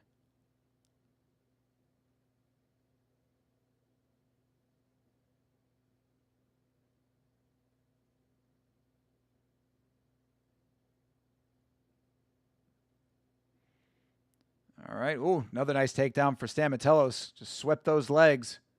Sucked up the legs. Oh, triangle attempt. Oh, but a big pickup and a slam for Stamatelos.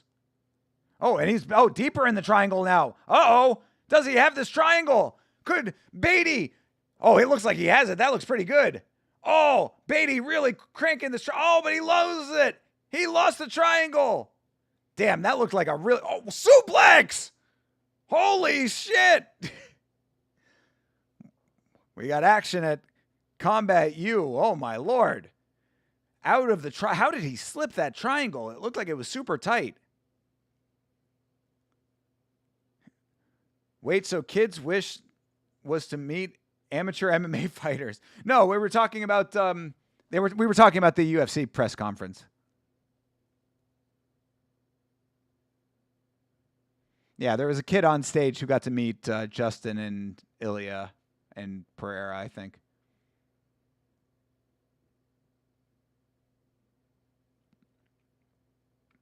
Oof, big misses on these strikes. You're going Beatty all the way because of the disrespect from Stamatelos? I like it. Oof, jeez.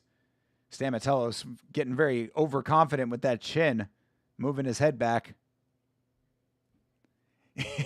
Yeah, Bleeding Edge. Make a wish to go and meet all of the quality fighters here at Combat U. That would be my Make-A-Wish. Bro, legit suplex in this fight. That's crazy.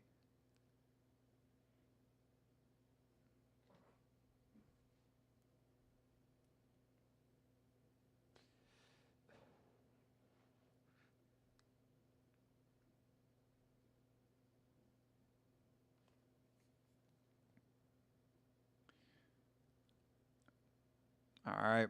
We got 2 more rounds left in this fight. Then we have a main event coming up after this. Need some calf kicks from Beatty. Well, now that they don't have shin protectors, I mean, certainly the time to do it.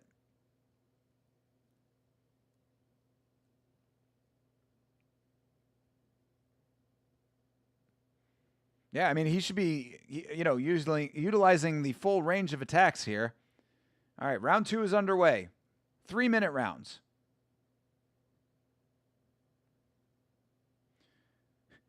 Look, the kid is real degenerate with just one wish. You know? Could have used that to meet the president if that was the case. Ooh, all right, nice push kick to get up for Beatty.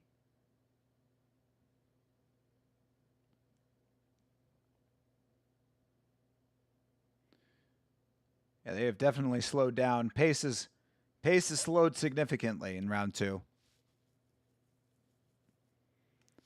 Wish for a million wishes.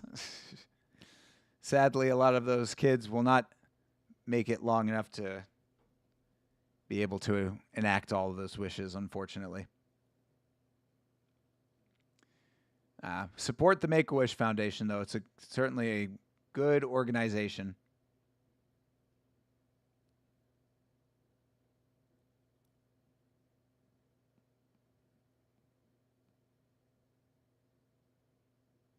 Oof. All right. Samatello starting to turn up the striking. Oh, Beatty is keeping his back to the cage. Brother, you got to circle out, my guy. Get off the cage. Oof. Kick just misses for Stamatellos.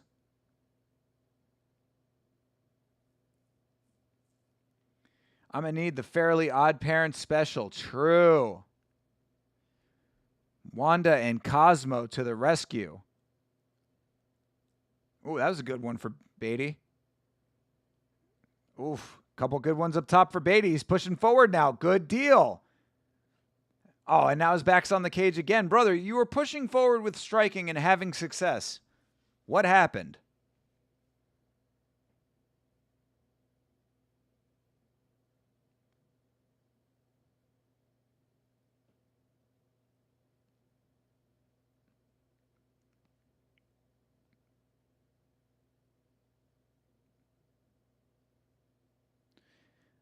I appreciate what commentary is saying right now because they're like, low kicks were working earlier and it was giving him like range success, but he lets himself get backed up like this, and this is what happened. Beatty's getting tired. Yeah, both of them are, man. It's definitely apparent, but I think that Stamatellos definitely looks a little bit more fresh of the two of them.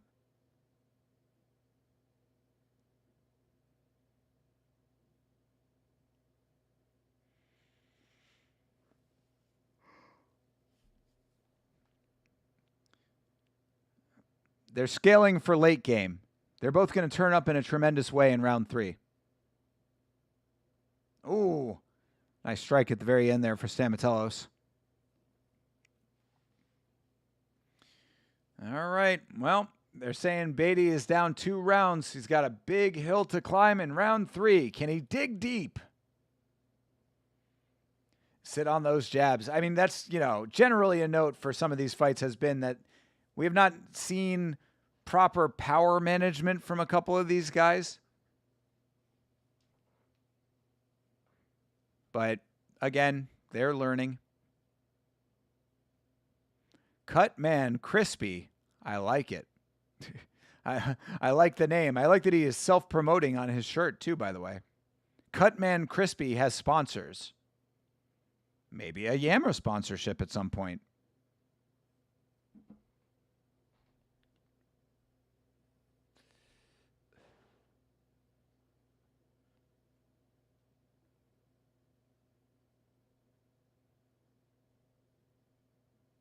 All right, let's see what they got in round 3.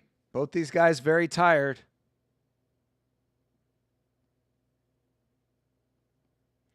At least they are standing and banging it out. True.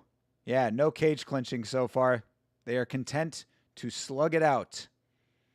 But Beatty is just on his back foot so much. You got to push forward, brother. Letting this fight slip.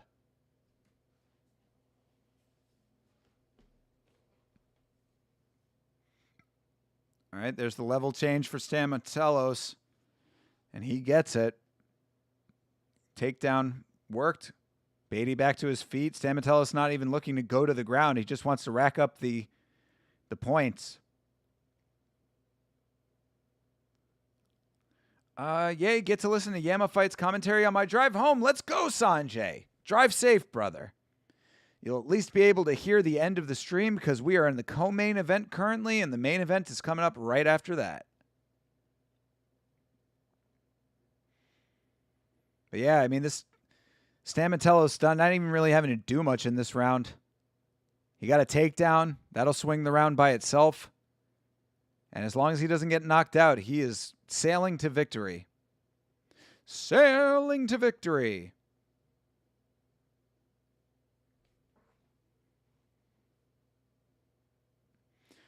Did we find out what's up with Ryzen?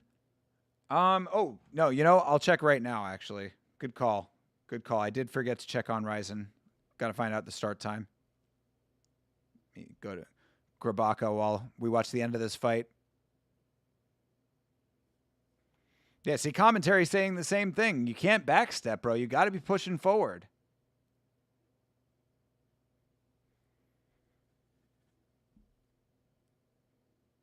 See, now Beatty pushing forward. See, anytime he strikes going forward, he's looking good. And he stuffs the takedown.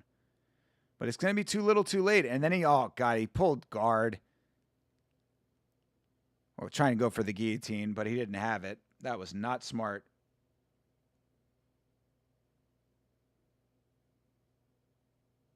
And Stamatelos on top, potentially going to end the fight here. Wish he would stop going backwards. Bro, I've been saying it for like 3 rounds now, it feels like. It really is his ultimate downfall, unfortunately.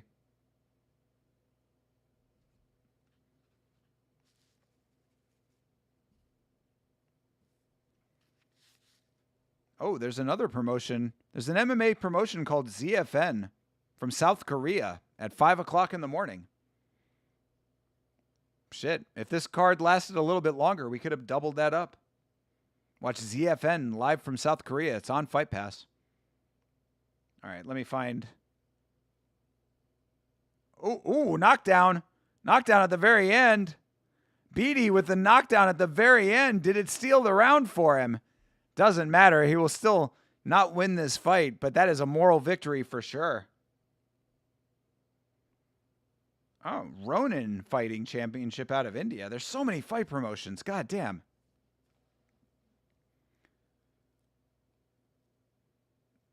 He's a great fighter, just can't keep going backwards, dude. Yeah, I know. I am so with that. What's the break between this and that card? I mean, the main event is coming up, so it's probably going to be like 3.5 hours. All right, I'm still trying to find the Ryzen card here.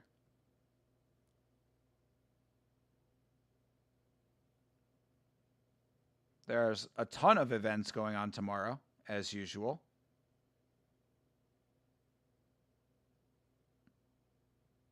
BFC out of Hammond, Indiana is tomorrow.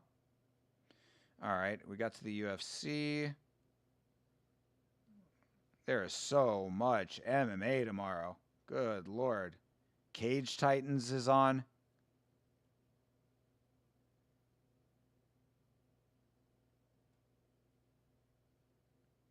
Combat Night here in Florida is tomorrow, as always. UNF is tomorrow. Jeez, there is so fucking much. All right, Ryzen starts. Oh, it starts at 1 a.m. Wait, no. It starts at 11:30. All right, it starts at 11:30. Prelims are on YouTube. I don't know. I do not know, guys. I'm not going to commit to it. I'd like to, but we don't know when the UFC card is going to end. I don't know. We'll play it by ear, I guess was what I'll say. Also, I don't know how tired I'm going to be perfectly honest, man. Doing doubles is hard for me. Like, I know that it seems like it's just me talking for a long time, and it certainly is that, but it does take a physical toll on you after a while, and UFC cards are 6.5 hours long, so.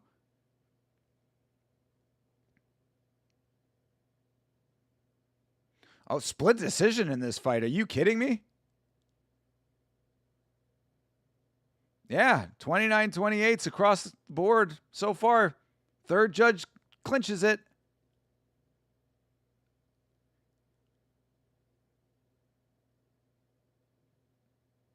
Oh my God, Beatty with the upset.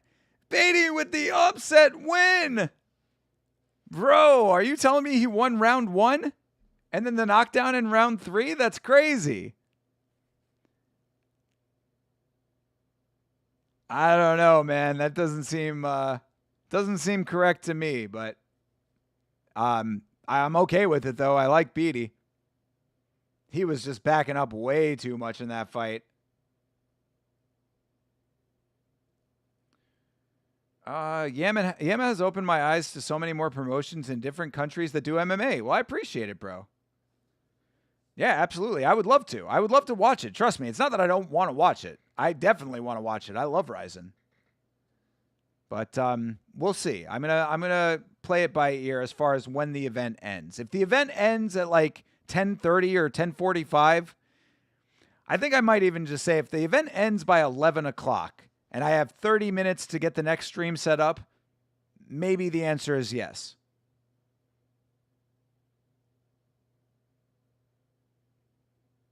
But again, we'll have to see how I feel. So bear with me.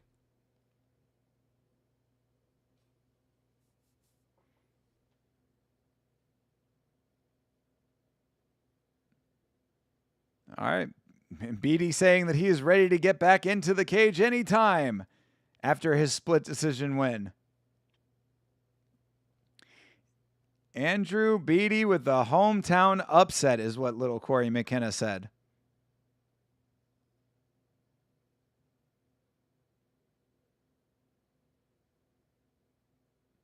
Wow. You know, the full highs and lows of the sport going on over here at Combat U. It really is a great education in what this sport is actually like for these kids.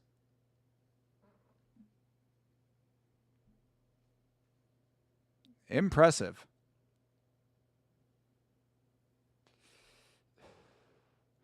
All right, our main event is coming up. Chernoff versus Slayman. Slayman is a great name for a fighter. This the future. Soon college MMA will be like college football. We could be seeing the formative era of college combat sports. That's actually kind of exciting. I'm telling you, I'm sending Urijah Faber a message after this. MMA will be in the Olympics one day too. It's kind of ridiculous that MMA is not in the Olympics. I mean, when fucking breakdancing was in the Olympics, you'd think an actual sport would be in the Olympics. But we have college boxing, that is true. I don't know about all that, but NIL deals would be crazy. Yeah, then I think it was Johnny the God who was saying that he wanted like APFC and in UFC 6 or whatever. You could definitely be seeing amateur fighters in the UFC games. That'd be kind of funny. Sambo is in the Olympics currently? Is that true? I did not know that. Admittedly, I do not follow the Olympics as closely as I once did. I used to watch the Olympics a lot. I like the Olympics. But they make it hard to watch now.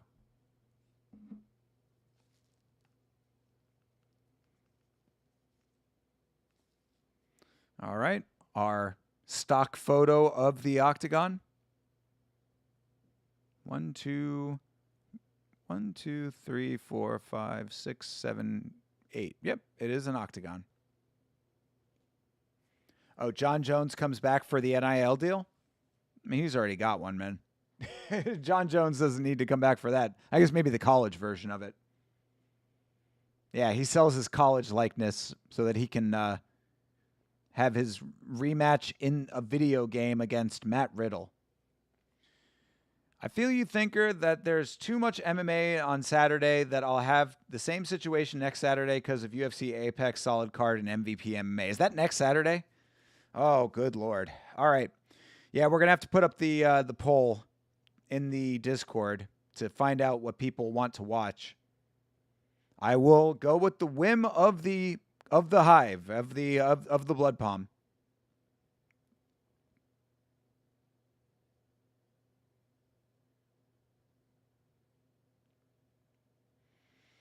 So yeah, if everybody wants to watch the MVP card, then that is what we will watch. Would be cool to see actual MMA fight league with teams in a draft. Well, that's what GFL was supposed to be. You know it's going to be MVP? You think so? I mean, compared to the UFC card, which is not a great one if I recall. I don't remember what the main event is off the top of my head, but you know, as I said, whichever one gets the vote is what we will watch, and we will do a replay watch of the other one on the day following. We'll probably be doing a double stream on that day. We'll do whatever the other one is, and then Muay Thai in the evening, potentially. So we'll see. Be a lot of watch along that weekend.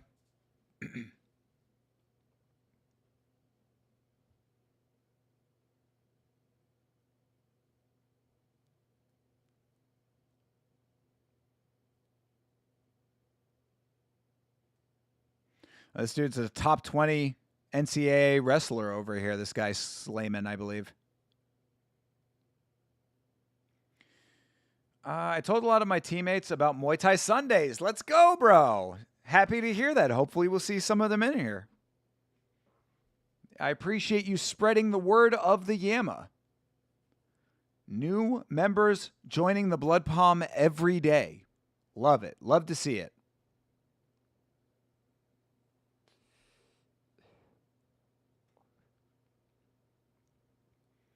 Muay Thai Sundays are often the highlight of my week, I will say.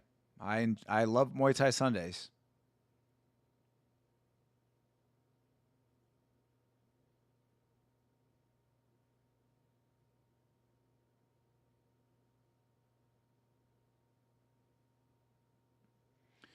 Your thoughts on the weight cut miss? Not good.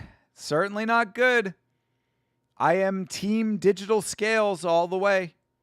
I do not like that we use these old school antiquated scales, but shout out to, actually, I watched the video that you posted, Jeremy. I watched the Fight Society video, and shout out to Fight Society.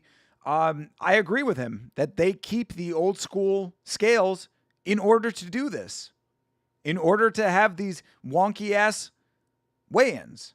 So, yeah, I think it's definitely a legitimate controversy. I think Sean Strickland should be very mad about this. You know, he has every right to not be happy about it.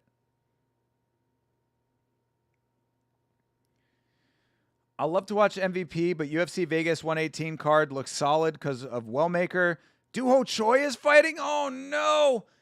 Oh, Superboy Choi, one of my favorite fighters, is fighting. Oh, right, and Melky Costa is in the main event. That's the main event of it. Oh, man. Well, we will watch it as a replay watch if like I said, make your voice heard if you want to watch that card instead of MVP. Either way, we are going to watch both, but it's up to you guys which we watch live. These college kids look so old. I looked 15 when I was in college. Stayed getting carded. True. Yeah, well, evolution, bro. All these guys want to be fighters. It ages you. Fight Society did one on KC2. Very good one, too. Yeah, shout out to Fight Society. I am a fan. Shout out to Wyatt. Yeah, absolutely. Yeah, Wyatt's a solid dude. I would love to have him on a free-for-all sometime. Wellmaker is a dog, except that last fight. Didn't know that Ethan Ewing was the fucking man. None of us knew.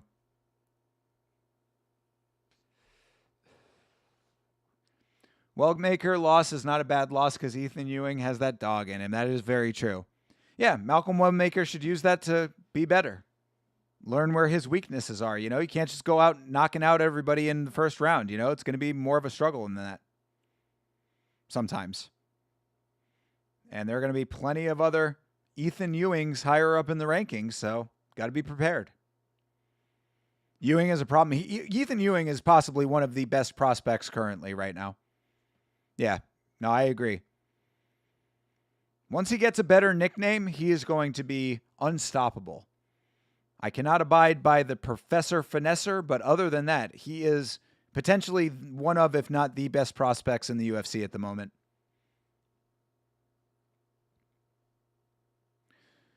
Still look young. All the Gen Z kids think I'm young, like 34 young men and ladies. Okay, well, congratulations, I guess. I don't know. People think I'm younger than I am, which I guess is nice. I don't really have much of an opinion about it because I don't think aging is a bad thing. It's something that happens to everyone. I think young people, as I get older, seem dumber to me at times. No, present company excluded, of course. But, I see the things that I see on the internet. I see the things that I see out in the real world. And, you know, it is like, all right, I mean, there's nothing inherently good about being young to me. I look 35 or 30. All right, well, I'll take it because I am certainly older than that. But, yeah, again, I don't particularly care one way or another, so it's never something that bothers me. As I have always said, I will feel old when I feel old. But right now, I still feel spry. I'm in decent shape. Your son wants to be a fighter. He's still in the single digits. That's great, dude. Because he loves his daddy. See? And that is what is great about being an actual father who is present in your children's lives. So many fucking wayward people in life could learn from the great example of Jeremy Hall. Your knees hurt? I am not at that stage, thankfully. Luckily, for whatever reason, I have always had good knees. It's my fucking ankles that are the problem. My ankles and my feet. Always bothering me. But luckily, you know, hand to the Lord currently. I am injury-free at the moment. So let's hope it stays that way. Slayman is a computer science major out here training and fighting in MMA. Fighting out of combat you. Matabutin Slayman. I love it. Let's go, Mr. Slayman. Let's see if he's going to slay a man right now. The training did it. I believe it, brother. I kind of want to see Ewing fighting another grappler like Said Nurmagomedov or Daniel Marcos. He would fucking annihilate both of those guys. Absolutely. But I like it. All right.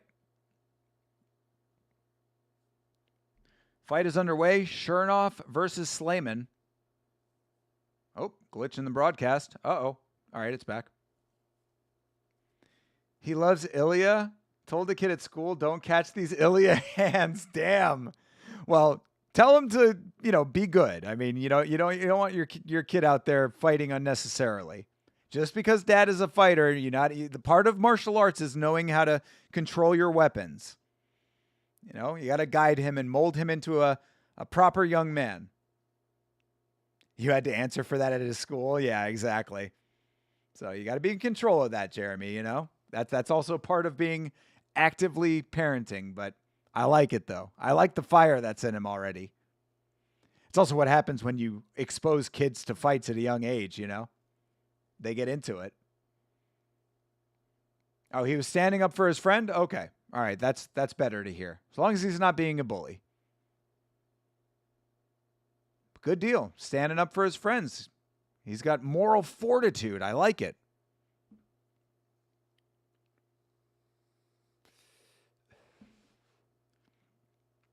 Like I said, I define martial arts. Uh-oh. Chernoff with a good strike there. Oh, Slayman level changing. Uh-oh. That might have been a little bit of a panic shoot there. Let's see if Slayman can stay in. We got 15 seconds left in the round, but certainly got his clock cleaned for a second. All right, 10 seconds. Oh, Chernoff with a nice body shot. All right, that will bring us to the end of the round. Slayman survives, but Chernoff gets that round off of damage. But like I said, I define martial arts as governance of oneself. Yes, absolutely. I think that is a perfectly fine way to define it.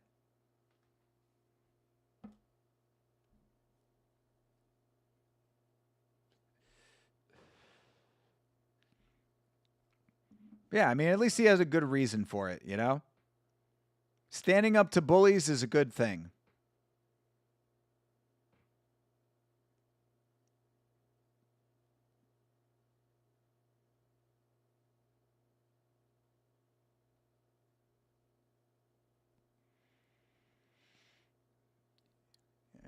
Don't go. It's like it's the old adage. You don't start shit, but you finish shit, I think that is okay. All right, let's see if Slayman can get back into this fight. Working off of a deficit now. Nothing official as far as records. I've done a lot of smokers. I've had opponents pull out. If I had to say overall record with smokers is 6-3. All right, fair enough.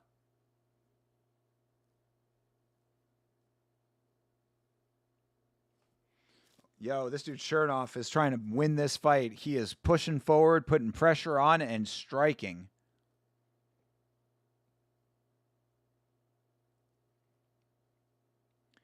You're trying to do a smoker this year, JH. All right, well, keep us posted, man. Have someone live stream it, and we will be watching along to cheer you on. That's a fight you could show on stream. You'll see the description just say, JH's smoker with your boy. Ooh. Yeah, this dude Chernoff is trying to win this fight for real. Ooh. Never mind, I just saw another potential for Ethan Ewing fighting Farid Basharat and another UFC Apex, hopefully in a pay-per-view card instead. Is that booked? They booked Ethan Ewing versus Farid Basharat? I mean, Farid, I believe, is the lesser Basharat brother. He will run through Farid Basharat like fucking knife through butter. What is a smoker? Sanjay, you've never heard of a smoker fight? It is that is an unsanctioned fight generally taking place within, like, inter-gym fighting, basically. You know, basically just two dudes that agree to mutual combat and just have a fight.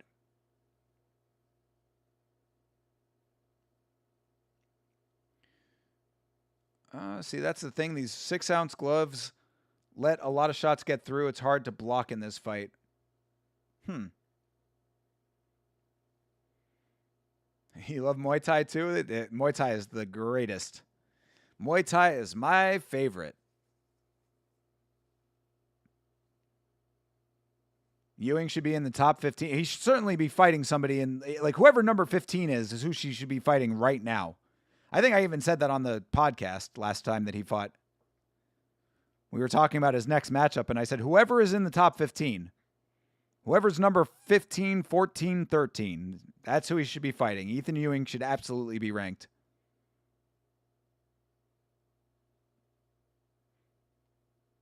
It's not even just his experience. It's his technicality that does it. Ewing versus BSD would be a good one. That might be a little bit of a heavy jump for him at this stage, but I look, keep racking him up. But also, BSD is a weight above him, no? Is he not? Yeah, BSD is not a bantamweight. Right? Isn't Ethan Ewing is a bantamweight, right? Oh, nice attempt by Slayman, but Chernoff able to stuff the takedown. Dude, this guy Zachary Chernoff is pretty decent over here. He's looking really good in this fight.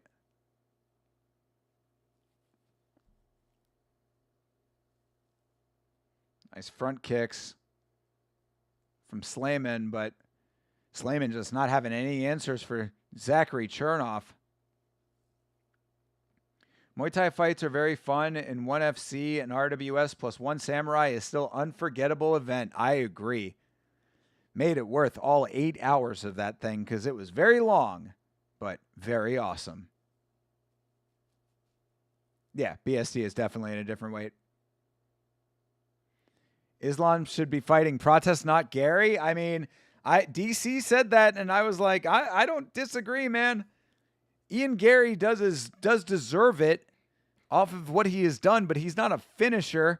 And Carlos Prates, off of finishing and entertainment value alone, I think is the best actual test for Islam. Right, BSD is lightweight and Ethan is bantam. That's what I thought.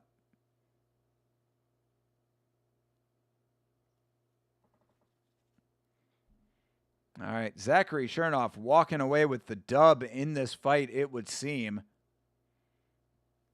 He's been doing some very impressive work in this fight. just not letting up the press. Oh, another heavy tag for Chernoff as we enter the last 10 seconds of this fight. Yeah, Zachary Chernoff really making a statement here at Combat U. Good stuff. I could see Islam getting slimed out because Pratis is a dangerous matchup for Islam. It's hard to think anybody's going to slime out Islam Makhachev, but I think that from what we have seen at welterweight, Carlos Pratis is probably the biggest test he would face right now. If I was doing MMA, I'd try for 155, but I'm 170. Sadly, there's no middle between the two. Not in the UFC, at least. I think there are some promotions that do 165, but it is not regularly recognized.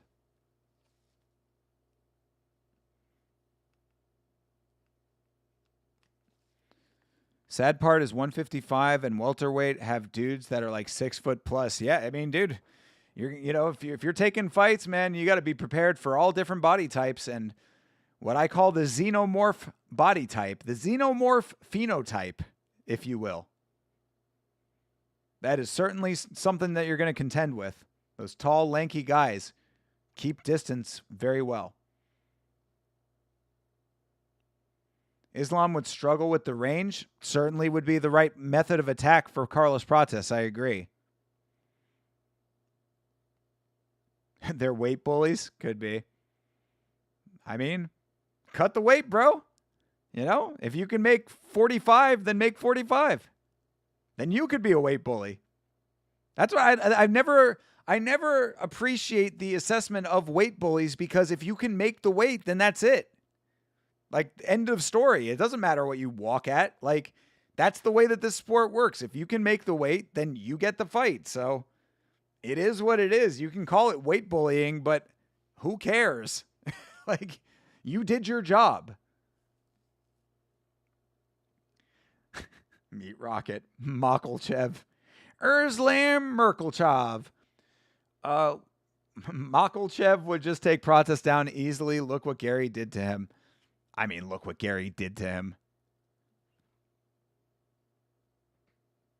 Yeah, 30-27 is what I would say for this fight. Yeah, Zachary Chernoff getting the victory, getting that big old dub. Very nice performance. Dante might be going up to light heavyweight. Bro, no, dude. Jeremy, tell him that is not a good idea for him, bro. He would be so undersized for a light heavyweight. How tall is Dante? Bro, Dante's got to be, what, like 5'10 max? Dante's probably walking at 5'9, brother. Light heavyweight would not be kind to him. We definitely need 165 and welterweight to 175. It's perfect weight class for Kevin Lee, Colby Covington, and Joel Alvarez. I mean, the guys that you named, aside from Joel Alvarez, I don't care to cater to, but I don't mind if they wanted to do it. And the weight cut would kill you. That's the point, though, right? If those guys can make the weight, then you can't be mad at it. I saw allegedly Hamzat did not make weight. Oh, yeah, Sanjay, then you're a little bit behind. Yes, Hamzat got a very favorable scale reader. A dude who let him step on the scale. The needle was still banging all over the place. And he said, hey, 185. And they quickly hustled him away. Did Hamzat actually make weight? Because everyone's saying he faked the scale. What are your thoughts? No, he got helped out by the promotion is what it seemed like. Or the commission, for whatever reason. Because what it looked like to me and a lot of other people is that Hamzat stepped on that scale, the needle did not stop moving, and then they just yelled out 185, and then he stepped off the scale. Sean Strickland, again, watch the video from Fight Society. I think he did a very good job of breaking it down. The needle does not stop moving for Hamzat. For Sean Strickland, they made it wait 5 seconds. Sean Strickland's scale had to go dead still before they called him good to weigh in. Hamzat, that needle was still moving all over the place, and then the guy just called out 185, and that was the end of it. Dante is 5'11". I'm not buying that. I am not buying that. Dante is 5'10" at max, and even that might be slightly generous. Yeah, it needs to stay at middleweight. I mean, look, I like the guy a lot, and I know he's a teammate of yours, so I'm not trying to be mean to him, but yeah, I think that would be very, very unwise if he moved up. Hamzat did miss weight because the weight was unbalanced, and they announced 185 in 3 seconds. There you go. Basically saying the exact same thing as I said, and we're all seeing it the same. He weighed in at 189 earlier, too. He is a dude who has problems making weight. We know this. We know this to be a fact. We know this to be a fact. Well, we still got more highlights. Oh, no, we're just cycling through the end of the broadcast here. That is going to bring us to the end of Combat U. This was a very worthwhile experience. I really appreciate that we got to watch this. Shout out to Combat U and Urijah Faber and Sacramento University, or Sacramento University, right? Yeah. Sacramento State. Jeez, sorry. Yeah. Sacramento State. Shout out to Urijah Faber, Sacramento State, Combat U. This was certainly a worthwhile endeavor. I quite enjoyed this. Shout out to Corey McKenna on the broadcast. Nice seeing her again. They really wanted to make that fight happen. It's a main event in the UFC. The fastest weight announcement ever. He was on the scale for 5 seconds. If that, bro. He literally stepped on the scale. They clocked it at 3 seconds. Stepped on the scale. He went 185, and then he was gone. How crazy would it be if Hamzat actually would have missed weight and the UFC covered it up for him? This is what we're talking about, Meat Rocket. That legitimately could have happened. You like that gym? Great venue? Yeah, absolutely. I believe that is the Sacramento State Gymnasium is what that looks like to me. That was great. That was really fun. Yeah, shout out to Combat U. Battle at the Hive 4 was certainly a worthwhile endeavor here. I really like what they're doing with Combat U. So that was really fun. Of course, we were just talking about Hamzat and Strickland, so that is what we are going to do tomorrow. You know your boy will be here live for the UFC fights. I heard a ping drop when he stepped off, which is obvious. Yeah, definitely. I would bet Hamzat also does IV fluids after weigh-in secretly. Where is the drop for that? That's fucking illegal. Yeah, that ain't legal. How many organizations does Urijah Faber have? Doesn't he have A1 Combat as well? Yeah, he's got A1 Combat, Team Alpha Male, and another offshoot like Urijah Faber Ultimate Fitness or something else. Urijah Faber is a businessman, bro. He also has a whiskey line, not a whiskey line. Actually, it might be whiskey. I think he's got like a Japanese whiskey line that he's invested in as well. So Urijah Faber is out here. But either way, guys, I appreciate you for hanging out for this offshoot event that we watched here. This was a very fun one. Tomorrow is UFC, as I said. We'll be here live. Come back, watch the fights with your boy. I appreciate always getting to hang out with you and having these great talks that we have in the chat. YammaShow.com for all of your merchandise needs. YammaShow.com. YammaShow.com. Get yourself a shirt, get yourself a hat, get yourself a beanie, get yourself some stickers and a mini poster, all of which can be signed by your boy if you are so inclined. New stuff is going to be coming on the channel a little bit slowly in these next couple of weeks, but I promise you on the other side, Yamma is going to be breaking out in a major way, about to be making some big moves on the Yamma front very soon, so bear with your boy, but I'll be here for the live streams as always. Mondays is the podcast. We'll talk about that tomorrow. Either way, guys, I appreciate you. Love you too, Meat Rocket. Thank you very much. Yeah, that's about it. I will see you tomorrow for the UFC card. Have a great rest of your night, a great start to your weekend, and as always, fight on.